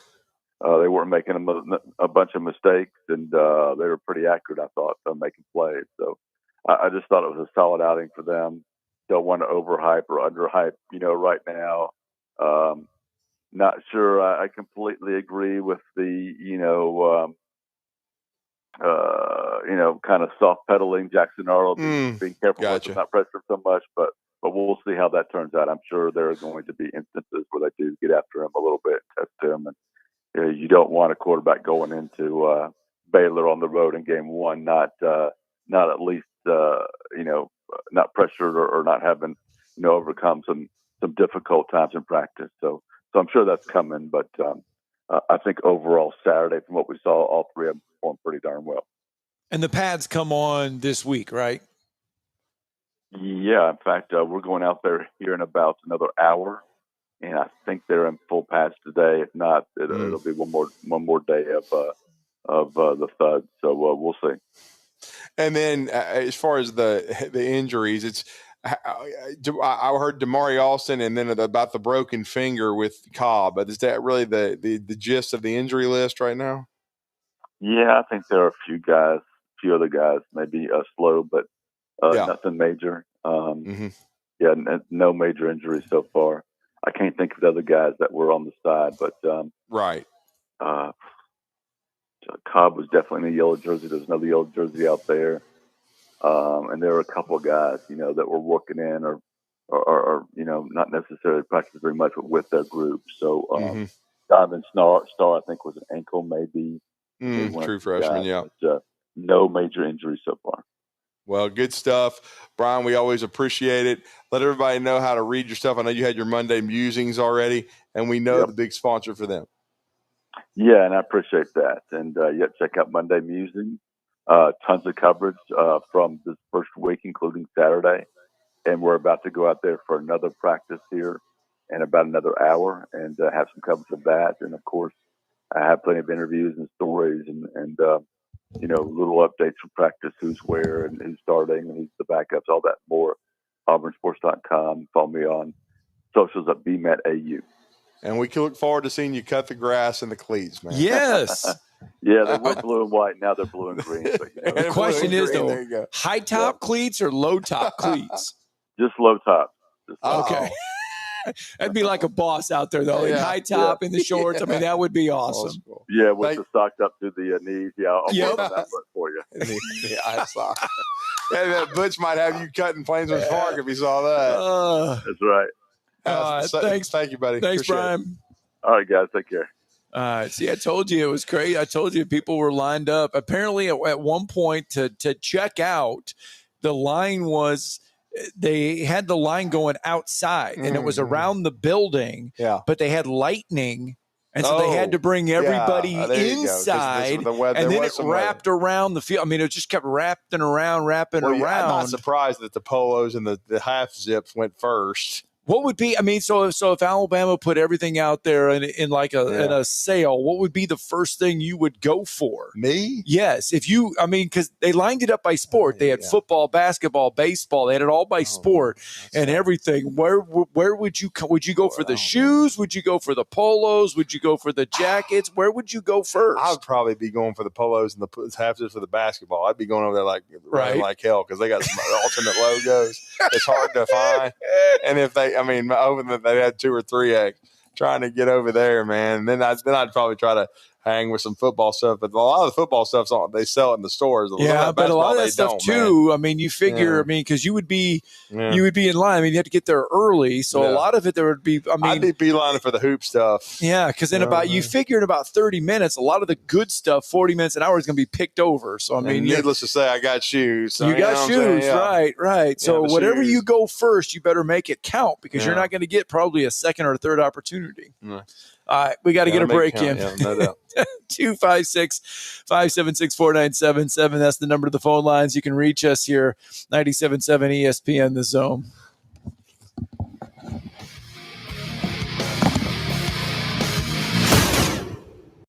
You're listening to Talkin' Ball on 97.7 ESPN The Zone. At Mr. Sparky, we're America's on-time electrician. Flickering lights and hot switches can be annoying, but they can also signal a major problem, or worse, an electrical emergency. So play it safe and leave it to the experts at Mr. Sparky. Trust our team of professional, clean, and friendly electricians. We'll get it done right and get it done safely. You don't have to put up with any malarkey. Call 888-8-SPARKY. Independently owned and operated. Licensed in the respective state or county. SportsMed is the official team physicians of the Rocket City Trash Pandas. And if the pros trust SportsMed, you can too.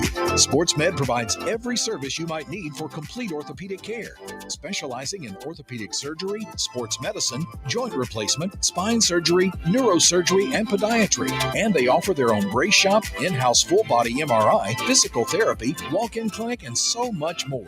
4 locations and on the web at sportsmedalabama.com. Since 1983, Berkshire Hathaway Rise Real Estate's Ann Adams has been your local go-to real estate expert in the area. As a buyer, you can trust Ann's in-depth knowledge of the local housing market to narrow available properties down to those you'll be interested in, saving you time when shopping for a new home. When you're ready to sell, Ann's expert negotiation skills will ensure you get a fair price and hassle-free experience. Call Ann Adams today at 256-337-2625 or email annadamsrise@gmail.com. I'm here with Stan McDonald of Jacob Title. Stan, I've heard that every real estate closing at Jacob Title is a very big deal. Why is that? Wes, I'm reminded of a very impactful statement that I heard from Coach Gene Stallings years ago when he talked about big games and little games. He said he didn't like that comparison. He says, because try losing one of those little games. And if you ever do, it ends up being the biggest game all year long. Well, it's the same thing with real estate closings. Every game, every closing is a very big deal at Jacob Title. Because when it's your closing and your contract on the line, it's a very big deal, and we understand that at Jacob Title. So it sounds like whether your client is a first-time residential buyer or a multi-million-dollar investor, they can expect your A game. That's exactly right. As a matter of fact, when you bring your real estate closing to us at Jacob Title, we understand it's all about trust and confidence. And when Stan McDonald tells you that a chicken dips snuff, you can look under his wing for the box. And like Beebs likes to say, there's no doubt about it. Get ready for Dog Days of Summer. Join us Friday, August 8th at Preservation Company, 1214 Meridian Street in Huntsville. Enjoy live entertainment, delicious eats by Lala Moe's, and an exceptional silent auction, all benefiting therapy partners. It's a night you won't want to miss. Get your tickets now at therapypartners.org. That's therapypartners.org. Dog Days. Good fun for a great cause.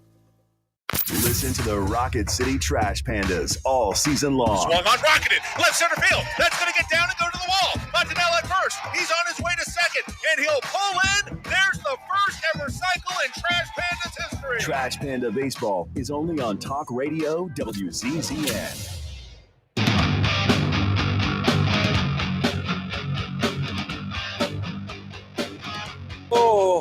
Oh, 8:22. Hey, from Monday morning. Yep. Here, 97.7 ESPN, The Zone. Scott Tyson, Drew DeArmond. Welcome back in. We're live from Bill Penny Toyota. It's been a fun morning.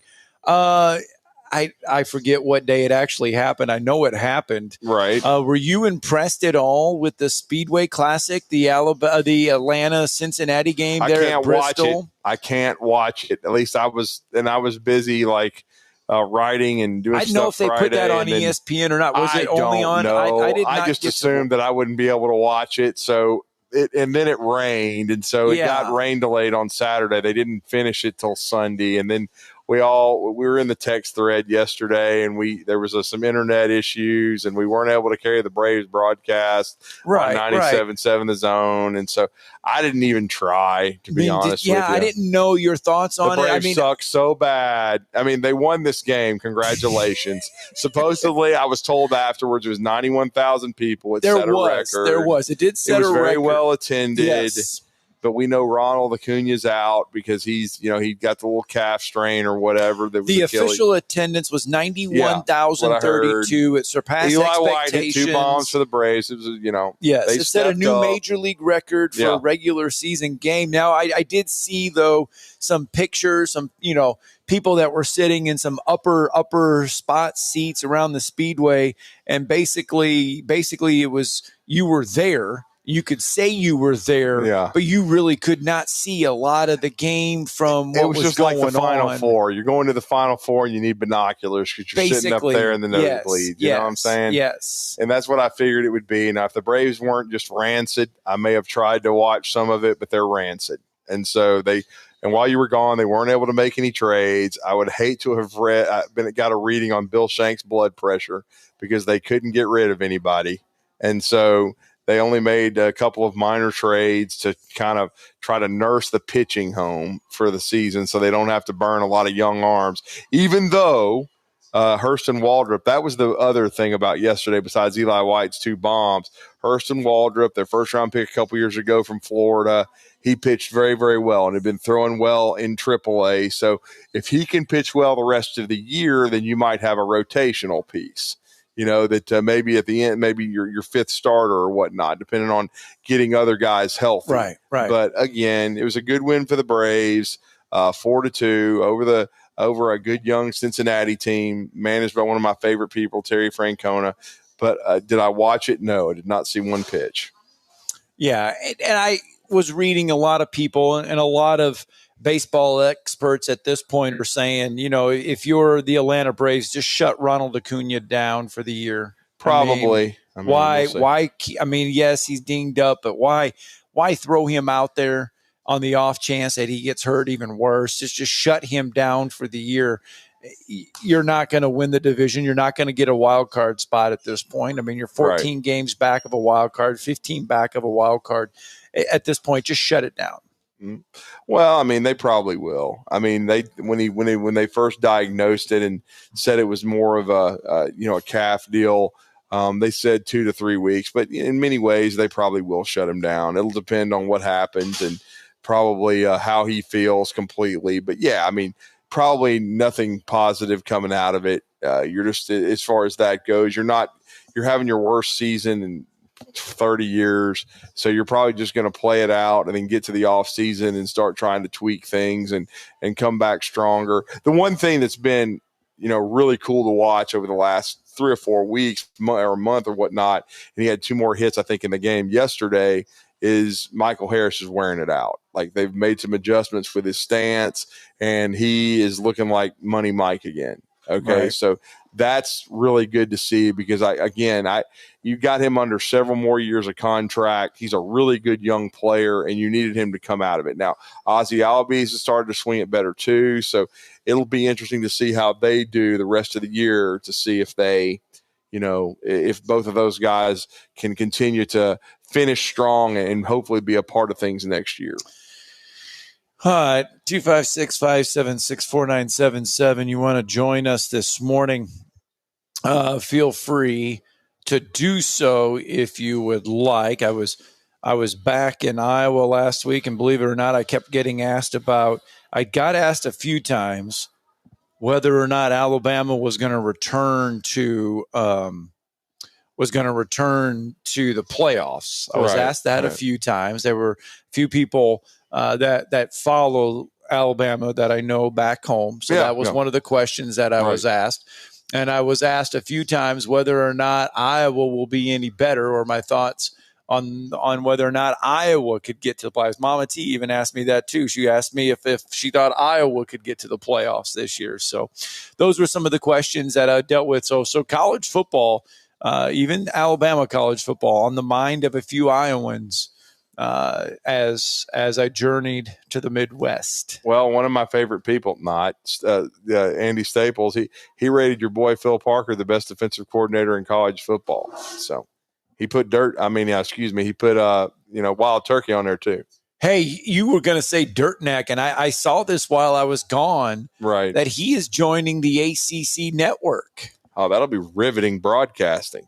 And maybe I hope they got a stenographer to see how many words a minute. Joining the ACC network. Well, that was the only time he ever won anything. It was. So, might as well go back to the future with Florida State and the rest of the Bush leagues. Well, I tell you what, let's cash in a break, shall we? Because when we come back, our good buddy Nick Kelly got to join us. We have got to talk some Alabama football camp. Kalen DeBoer talked to the media yesterday. Media day, we believe, down there in Tuscaloosa today. So we'll catch up with Nick Kelly next. Yep.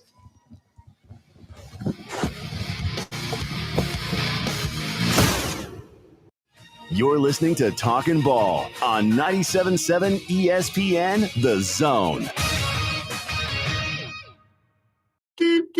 Travel accommodations for 97.7 ESPN The Zone provided by University Kia. Your Fox 54 weather brought to you by Tellini's Italiano. I'm Fox 54 meteorologist Emily Owen. Isolated showers and a few thunderstorms could be possible heading into this Monday night. Otherwise, we'll fall into the upper 60s for the overnight. Heading into Tuesday, another day with scattered showers and thunderstorms in the forecast. Mostly cloudy sky. High temperatures reaching the low 80s. Your Fox 54 weather only on 97.7 ESPN The Zone. Have you seen the beautiful new Nexus apartment community right next to UAH? Nexus is designed exclusively for students. You'll love having private bedrooms and bathrooms, a fully furnished kitchen, and incredible amenities like 2 courtyards, a refreshing pool with grilling stations, and TV, gaming, and study lounges, all within an easy walk to campus and your classes. If you want the full collegiate experience, come take a personal tour at Nexus today. Log on nexusonhomes.com to see more, including limited time rate specials. Hey folks, this is Arthur Seaton, managing partner at University Kia, proudly saying Roll Tide and War Eagle. Stop into University Kia today and shop one of the area's largest selection of new Kias, including Fortes, Seltos, Telluride, and Popular Carnival, and fully electric EV6. View all the great specials at universitykia.com and get pre-approved in minutes so you can drive home your new Kia you really want, because we want to see you in a University Kia. Let's talk about the X's and O's of family entertainment. Every parent in Alabama knows the importance of being able to draw up an activity that'll get you out of the house for a couple of hours. But it needs to be affordable. It needs to be family-friendly. Above all, it needs to be fun. Now, let's talk about high school sports. Bang for your buck, school sports provide the perfect game plan for your family. You'll enjoy all of the drama and excitement competitive sports offer. You'll be supporting the future leaders of our community in a meaningful way. Best of all, you can take the entire family without breaking the bank. Heck, you won't even dent it. Now, Enough chalk talk. Let's get out there and see what's playing at the high school in your community. School sports. Good for our kids, good for our community. This message presented by the Alabama High School Athletic Association and the Alabama High School Athletic Directors and Coaches Association.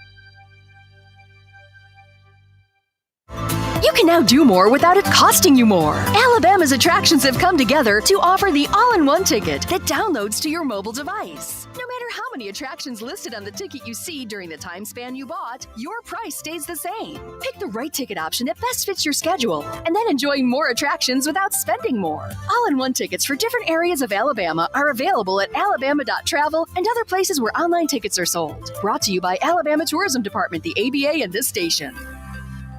Hey, brother. Saw you call. John, I've been thinking about our days during the war, and I'm on my way. Thanks, man. If you're a veteran struggling with depression, anxiety, or need someone to talk to, call 800-273-8255. Press 1. It's private and free 24/7. Call 800-273-8255 or visit vetsforhope.com. Sponsored by the Partners of Alabama's Challenge and the Alabama Broadcasters Association. The Tom Abraham Show, weekdays beginning at noon on 97.7 ESPN The Zone and WZZN TV.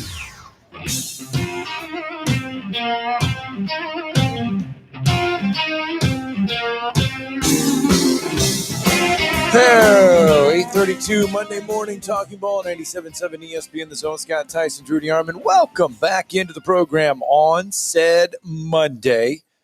Time has flown by, and time will fly by here real fast because Alabama's got a busy day as far as football goes. A little media day, a little practice yesterday, and today the day they open up the vault, and you can talk to anybody and everybody, we believe. And our next guest will do just that. Yes, it's, of course, the reigning sports writer of the year for AL.com. He's taking a few quick minutes before heading over to the complex later today, and they'll have blowout coverage of Media Day for the University of Alabama. And that's Nick Kelly. Nick, what's going on, brother? Hey, guys. Good morning. Good to be with you. How are we doing? Are you on Zoom? You sound like you're on Zoom. No, I'm on my phone. No. Okay, cool. He sounds really good. Well, you sound really good. That's why you always sound great, but it just sounded even clearer than usual. So we know. Hey, look, trust me. In Tuscaloosa, I know how dicey cell phone coverage can be because, as you know, got a lot of friends that cover the team, including yourself, and so I know it can be dicey. But you sound great. Just real quick, I mean, your quick overview of the first few practices and what you've seen. Yeah, obviously not a ton of viewing that we get to see, but I think overall, I haven't sensed in any way that Ty has been bummed from that leadership spot that he was in going into the year or going into the summer. Of course, they're pretty quiet about what they say in press conferences, but what Ryan Grubb did say stood out to me last week of how Ty is showing command. He showed command better than the other two in the day that Grubb talked to us, and he said that Ty's looking like a real leader. That, to me, guys, those are things that you want in a starting quarterback. So if he can replicate that, if he can continue to do that, I think he's going to secure the job as we expect him to. So that was one thing that stood out from Grubb's comments. I mean, he praised Keelan Russell. He praised Austin Mack. They've got good qualities, and I don't sense that they've changed the rep share yet. But there's no indication Ty's been moved from that top spot. So that was one takeaway. Another thing was, I mean, Rico Scott, blazing fast. I mean, 23.5 miles per hour. I mean, you're not going to find anyone, I think, faster on this roster, and not really probably in too many spots in the country faster than that. So Rico Scott, I'm curious to see what he can do. So those were a few offensive things. And defensively, Cam Calhoun, he's a guy who I think they want to try to find a way to use. And it's a crowded DB group, but at the same time, you bring Cam Calhoun from Utah, which historically plays great defense, and you might want to find a way to get him on the field. And so they've worked him at cornerback. They've worked him at nickel. So some options there for him, and I'll be curious to see kind of where he fits into the scheme because you bring Damani Jackson back, you bring Xavier Brown back, so you got both your starting corners back. You've got your starting safeties locked in Bray Hubbard and Keon Sabb. So, yeah, it's going to be kind of interesting what they do with some of these intriguing pieces like a Cam Calhoun, like a Dijon Lee. And then the other thing, too, on defense is what is the pass rush going to look like is still my biggest question. I don't think we have that answered yet. And I don't know that it will be answered until the season or maybe well into the season. But Noah Carter is one guy that I'm watching on the outside at outside linebacker. Quay Rousseau during the viewing period yesterday was a little banged up.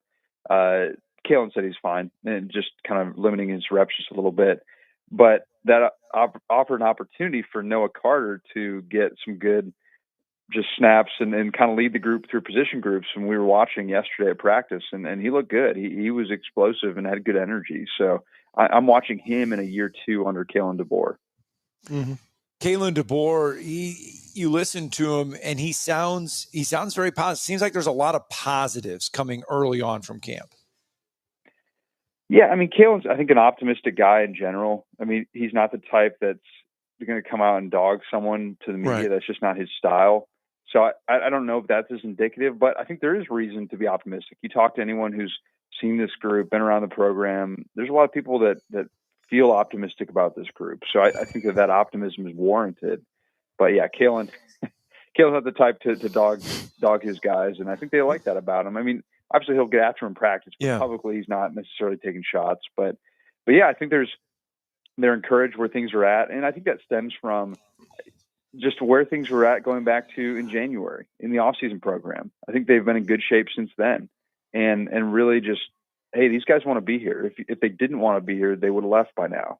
They had that opportunity. For the guys who gave DeBoer a shot last year and it wasn't for them, they left. But all these guys who are here now, they're working together and they're in the same boat. So I think that mindset has really produced a productive offseason.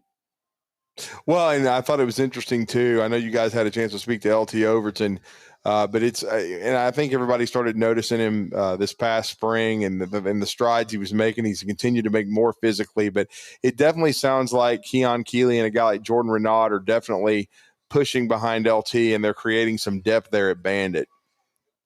Yeah, I'm looking to see Keon Keeley take a bigger step this season at Bandit, and I think he's got an opportunity to do that. And yeah, like you said, I think you've heard the same as me, that Jordan Renaud is doing good things. And there's some other guys on the defensive front that I'm intrigued to see. I mean, can Jamarian Latham step up at Wolf now that he's working there? I think he brings some intrigue. And then you also have a guy like Jeremiah Beeman on the inside, the interior, who's a second-year guy who I've heard good things about. So there's a lot of pieces that, again, I'm not confident enough to say that, hey, Keon Keeley is going to have a breakout year or this guy's going to dominate this year. But enough that I'm intrigued, and I think that some combination of the group is going to produce a productive defensive front. Well, and Nick, and this is just me, and I think sometimes we forget that. I've been hearing Coach DeBoer, I've been hearing even the coordinators talk about the fact that the install has been going good. They've been able to get going a little bit faster. Last year, they go through spring, they try to get some of the install in, but they have to do a lot of it in fall because there's still a lot of new guys that came in even last fall. This year, all these people that are back, I mean, the install can go faster. You can accomplish more now in fall camp because you got guys that are used to how Kalen DeBoer wants it. There's not a lot of guys trying to figure out how things have to get done. Yeah, not just how Kalen DeBoer wants it, but also how Kane Womack wants it on defense. Because they installed a whole new defensive system from what Nick Saban was running. I mean, maybe there were some similarities in some ways, but yeah, I mean, you install a new defensive system and you got to make sure that it's something that can work with these guys and that they pick it up and it fits them and they know how to, when you have different positions and you're used in different ways. And so, yeah, I think that not only do you have continuity in the system, but because you bring so many defenders back, they're familiar with it. So you don't have to spend that same time going to the basics of here's what this call means. Here's what that call means. Here's how we want to use this. Like they've been with Womack for a year. So they have that experience. And so, yeah, I think that it allows you to take a more advanced step and for guys to go more in depth and to really enhance their game. Well, and then we're talking to Nick Kelly the last few minutes with him as he's be headed to Media Day. It'll be a very busy one on campus at the University of Alabama. But also by the end of spring, it was kind of a running joke, but all that was left in the tight end room was Peter Knudsen, who was the transfer from Weber State. A lot more bodies now, including a couple of impressive freshmen. Cuevas is still a little banged up, but Danny Lewis, I was hearing coming out of the weekend, has looked really good physically. Yeah, I mean, that's the thing. They didn't have any bodies, and now they have some good bodies working in that position because they supplemented in the portal as well in the spring window. So, yeah, I mean, you have Danny Lewis, you have Josh Quates. I figured those two will be the most used at the tight end spot. Then you have the Troy guy, Dalton. You have the West Virginia guy, Samarco, Jack. Samarco, yeah. And then you also have some other options as well. So I think that, and even Marshall Pritchett as freshman, who can maybe help out in some kind of way. So, yeah, I mean, there's just a lot of different guys that they have now. And I think that more than anything, they're just thrilled to have bodies where they don't have to use William Sanders as a tight end. I mean, they could still use him. He's kind of an offensive lineman, but they could still use him in certain perspectives. But he was kind of almost all they had from like, this guy could actually see the field type of perspective. So, yeah, I think they're in much better shape. But at the same time, I still have some uncertainty there, guys, because C.J. Dupree and Robbie Oots were really underrated, I think, for what they did for last year's offense and what they did for this team. And they're going to be missed. And can they replace that? Now, I don't think they need to necessarily have two blocking tight ends as much as they did last year, because I think this offense is going to be very pass happy. But at the same time, you need some guys who can block at tight end. So we'll see kind of who steps up there with those guys gone. And final thought, I know you guys pointed it out at AL.com, but very interesting with the offensive line yesterday. Jaden Roberts with the 2s, Geno Vandermark with the 1s. Yeah, I mean, I think an opportunity to have Geno work on the other side, not just on the left side, because he is a Swiss Army knife, as Kalen DeBoer phrased it. But at the same time, it'll be interesting to see I mean, I still would be surprised if they don't use Roberts there just because he's so strong and just he's the type of guy that you want on your offensive line. But, yeah, I mean, guys can be shuffled. And also, if 3 guys are deserving of playing time, they're going to play 3 guys. I mean, that's been a willingness of this staff, is if you are able and willing to play at the same level as the starter, you might not be the first guy out there, but you're going to get chances. You're going to get opportunities. And it wouldn't shock me if that happened at guard with Geno Vandermark. Let's just say they run out Cam Dewberry, the transfer, at left guard, and Jaden Roberts at right guard to start the season.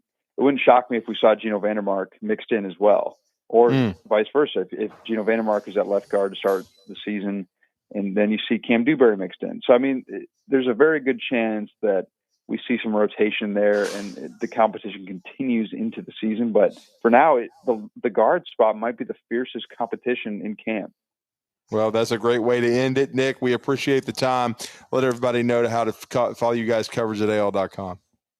Yeah, it's in the name, AL.com. Check us out online, and @ Nick Kelly is where I'm at on Twitter, and all kinds of stuff on Instagram, X, all kinds of social media, YouTube. Check out the great Scott Cochran documentary that my colleague Clay Yeager put together on our YouTube, AL.com. I think, about 100,000 people have viewed it by now, and it's really well done. So check that out. Absolutely. Really well done. Thank you, man. Thanks, guys. Have a good one.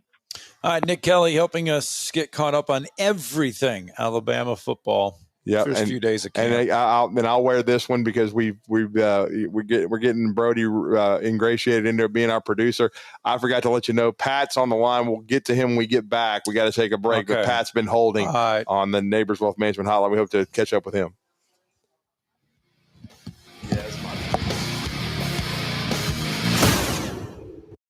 You're listening to Talkin' Ball on 97.7 ESPN The Zone.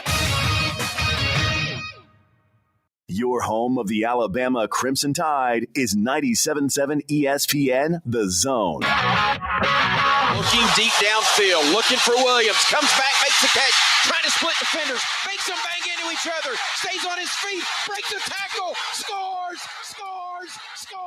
Ryan Williams, one play, 75 yards. Your home of the Alabama Crimson Tide is 97.7 ESPN The Zone. Eagle Masonry and Installation. It's right there in the name. Eagle is your one-stop shop for block, stone, or brickwork, monument signs, and outdoor kitchens and fireplaces. Eagle also offers the finest craftsmanship and insulation, including fiberglass or spray foam insulation, and of course, insulation removal. Philip Love and his team have years of experience, bringing the region the best in masonry and insulation services. For more information and a quote, visit insulatewitheagle.com or call 256-755-1556. Eagle saves you time. Eagle saves you money. If hunting and outdoor recreation are your passions, it all starts with the right property. That's where I come in. I am Bo Butler with Southland Realty and Auction, a hunting and recreational land specialist and a Jackson County native who sees land through a hunter's eyes. Just as you trust your guide on a big game hunt, you can trust me to find the perfect property for you. Thinking of selling? Let me help you make your land attract buyers. Remember, Bo knows land. Call me at 256-609-0512. When you call most roofing companies, all you'll hear is, you need a new roof. Not when you call Fleming. At Fleming Roofing and Restoration, we're focused on your needs, whether it's an easy repair or a full roof replacement. Folks around here have trusted Fleming since 1965 for all their residential and commercial roofing needs. And as the area's storm damage experts, Fleming knows all the ins and outs of the insurance claims process. Log on FlemingHSV.com to schedule your free estimate today. Fleming Roofing and Restoration. We show up. This is Steve Moulton from 97.7 ESPN The Zone, and this is What's Happening. Be sure and download our app. Just search 977 ESPN in your Google Marketplace or your Apple Store, depending on your device, so you can take us wherever you might go. And you can also check out our latest zone deals. Head over to our website, 977ESPN.com. The top left banner reads, Savings Never Tasted So Good. Click on that, then enter in the Big Zone Deals store for half-off zone deals of Lawler's Barbecue, Sea Salt, Carrabba's Italian Grill, Bubby's Diner, Corlejos Mexican Grill, Bad Daddy's Burger Bar, Divergence, Full Moon Barbecue, Bigfoot Little Donuts, Hickory Store Barbecue, Good Company Cafe, Apple Lane Farms, the Decatur location, and rounds of golf at Cherokee Ridge Golf Course and Gunter's Landing. And that's what's happening. This segment of Talkin' Ball is brought to you by University Kia, the #1 volume Kia dealer in the state of Alabama. Located online at universitykia.com.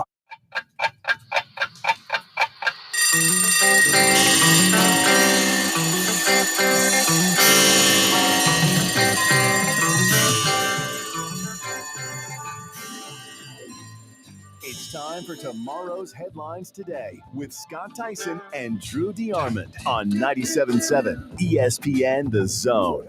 Yeah, big thanks to University Kia for helping us make that happen. Our good friend Arthur Seaton also expanding his reach, and he will be taking over Hyundai of Decatur there in the River City. So Drew and I will be there on Saturday from 10 to 12 for another special edition of Talking Ball.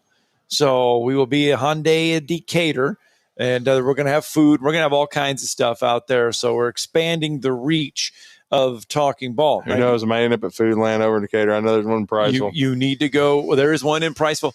Is there a Foodland in Hazel Green, though? Isn't that a Foodland in Hazel Green? I know there's a Piggly Wiggly in Gunnersville. I don't know. I think there's a Foodland in Hazel Green. But anyway, 256-576-4977. I've been told to go to Target, too. So I know, probably go to Target this week. Yes, there is. Now, there's a Foodland in Hazel Green. Yeah. It's called Hazel Green Foodland. Yeah. I don't know if it's the same Foodland that would help you out, but it might be able. I don't know. Anyway, let's go out from Pat. Let's go visit the phone lines. Pat from Tuscaloosa. Thank you for holding, us. Pat. Yes. Good morning, Pat. I appreciate you, sir. Fabulous show. I hate to see that the Albers down there may be competitive this year.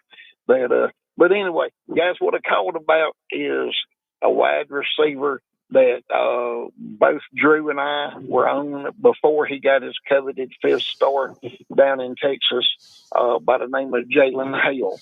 I'm hearing that his teammates are using the word amazing. And I just heard an interview by Coach Grubb that also used the term amazing. What are you hearing, Drew DeArmond? Well, I mean, I think he's had they're really proud of his recovery, and I think he would have been a big part of the rotation a year ago. So excited to see, what kind of impact he can make. But I'm also hearing a ton of good stuff about Rico Scott. You just heard Nick Kelly talk about him running 23 miles per hour, and I think he's continued to make plays. Yesterday, Kalen DeBoer talked about him being able to play outside and in the slot. Now he's not built like your typical slot receiver, but I think they expect him to make an impact. And it's really going to be interesting, with Isaiah Horton and Ryan Williams, we know about in Jeremy, but, is it going to be Jalen Hale? Is he 4? Is Rico Scott? Cole Adams? There's a lot of really nice pieces there. It's going to be, I think, a much deeper room that ended up we thought it was going to be good last year, but there was just too many square peg round holes. But I think going into year 2, hopefully with better health and with better fits and more comfortable in the system, I think Enrico needed to mature last year as well. I think they're going to be a lot deeper than they were a year ago, Pat. Yeah. Well, I'm also hearing that Brooks is speed personified. That he was president in the spring. Maybe the big fastest, sir. Yeah, I was really impressed with Lots here in the spring. He's a little banged up right now. He's one of them that's, it's not going to keep him out of the opener against FSU, but they're probably going to be cautionary with it. They got a scrimmage coming up Saturday and then another one on the 16th. So that's when they're going to they may go light on his workload. But, yeah, I think Lots here is definitely going to be right in there. And he would be another guy that I would look for him. Lots here, Jalen Hale, some of those guys, potentially, I think, maybe a Dryland Washington to be in the mix at kickoff return. Okay, so you don't think that that's all going to be handled by number 9 that converted from D-back to wide receiver? I mean, Mbakwe he did some punt returning last year. He could get himself involved at kickoff return. But I think that, in my opinion, based on what we saw a year ago, and if they're healthy, I think the 2 primary punt returners are going to be very likely going to be Cole Adams and R-Dub.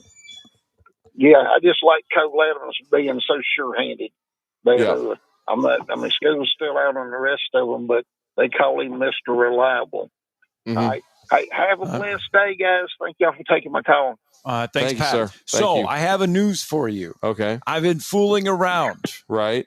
On my Walmart site. Okay. I'm glad you finished that with the Walmart site. I didn't want Tara running off the road. That I've been fooling around.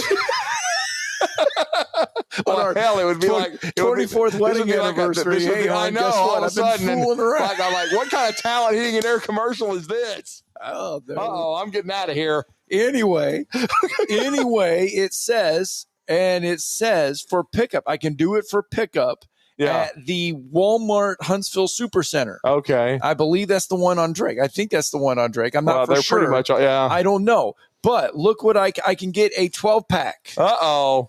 Of the Gatorade Apple and Blast. I know how much you Burst. love Publix.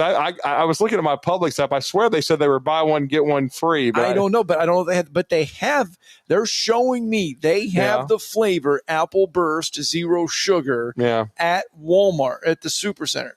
They're showing me they have it in a 12-pack. Well, Freddie Kirby did tell me that he did find it at Foodland, but it wasn't the one in Decatur. It was in Moulton. Okay. Well, Lane Johnson has chimed into the show and he let me know that all Foodland stores in Alabama and some in Southern Tennessee, they're all connected. Okay. And so when I got on the website, that explains on the website there's Foodland Boaz, Foodland Hazel Green, Foodland. Yeah. So they're all connected to each other. So if one has it, they all should have it. But the Walmart is also showing me they have it. I cannot believe you have gone from the middle of July and have not gotten any of this Apple Burst in your house. I know, Scott, but you have to be the way, where we were at right now. I've had to be, I've had to ration. Okay. Frugal, ration, whatever the hell you say. I want to give a shout out to Hayden Henderson and Sportsman. I've still got water, so you got to be a little bit frugal. And when you're trying to get your car back, certain things take a back seat, bro. I'll give me some Apple Burst. I'm looking forward to it. I got some Gatorade from Circle K the other day, but they don't have Apple Burst, so I'll eventually have me some Apple Burst, man. Oh, my and I'll goodness. have a lot of fun with it. Oh, my goodness. You know? Well, I hope you do. If I were as popular as Nick Saban, you remember he ran out of gas when he was in the boat one time, Yes, and they sent him 1,000 gas cans. Yes. You know, if somebody would want to drop me off some apple burst, I will definitely accept the donation at the radio station. We're to that point where you're seeking donations. Well, I'm just saying, I'm not turning it down. Not expecting it, but I'm not turning it down either. Oh. Well, Saturday, I just need you to show up at Decatur for Decatur Hyundai. I just need you to get over to Decatur.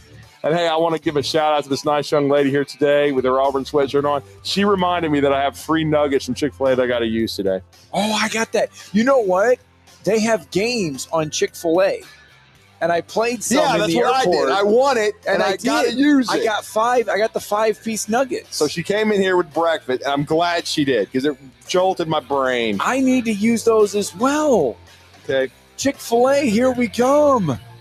We'll be back at it in studio tomorrow morning, Talking Ball on 97.7 ESPN The Zone. Tom Luganville here for my friends at Woody Anderson Ford. Bobby White and his team take great pride in their service department, and you can see it the moment you walk into those beautiful new service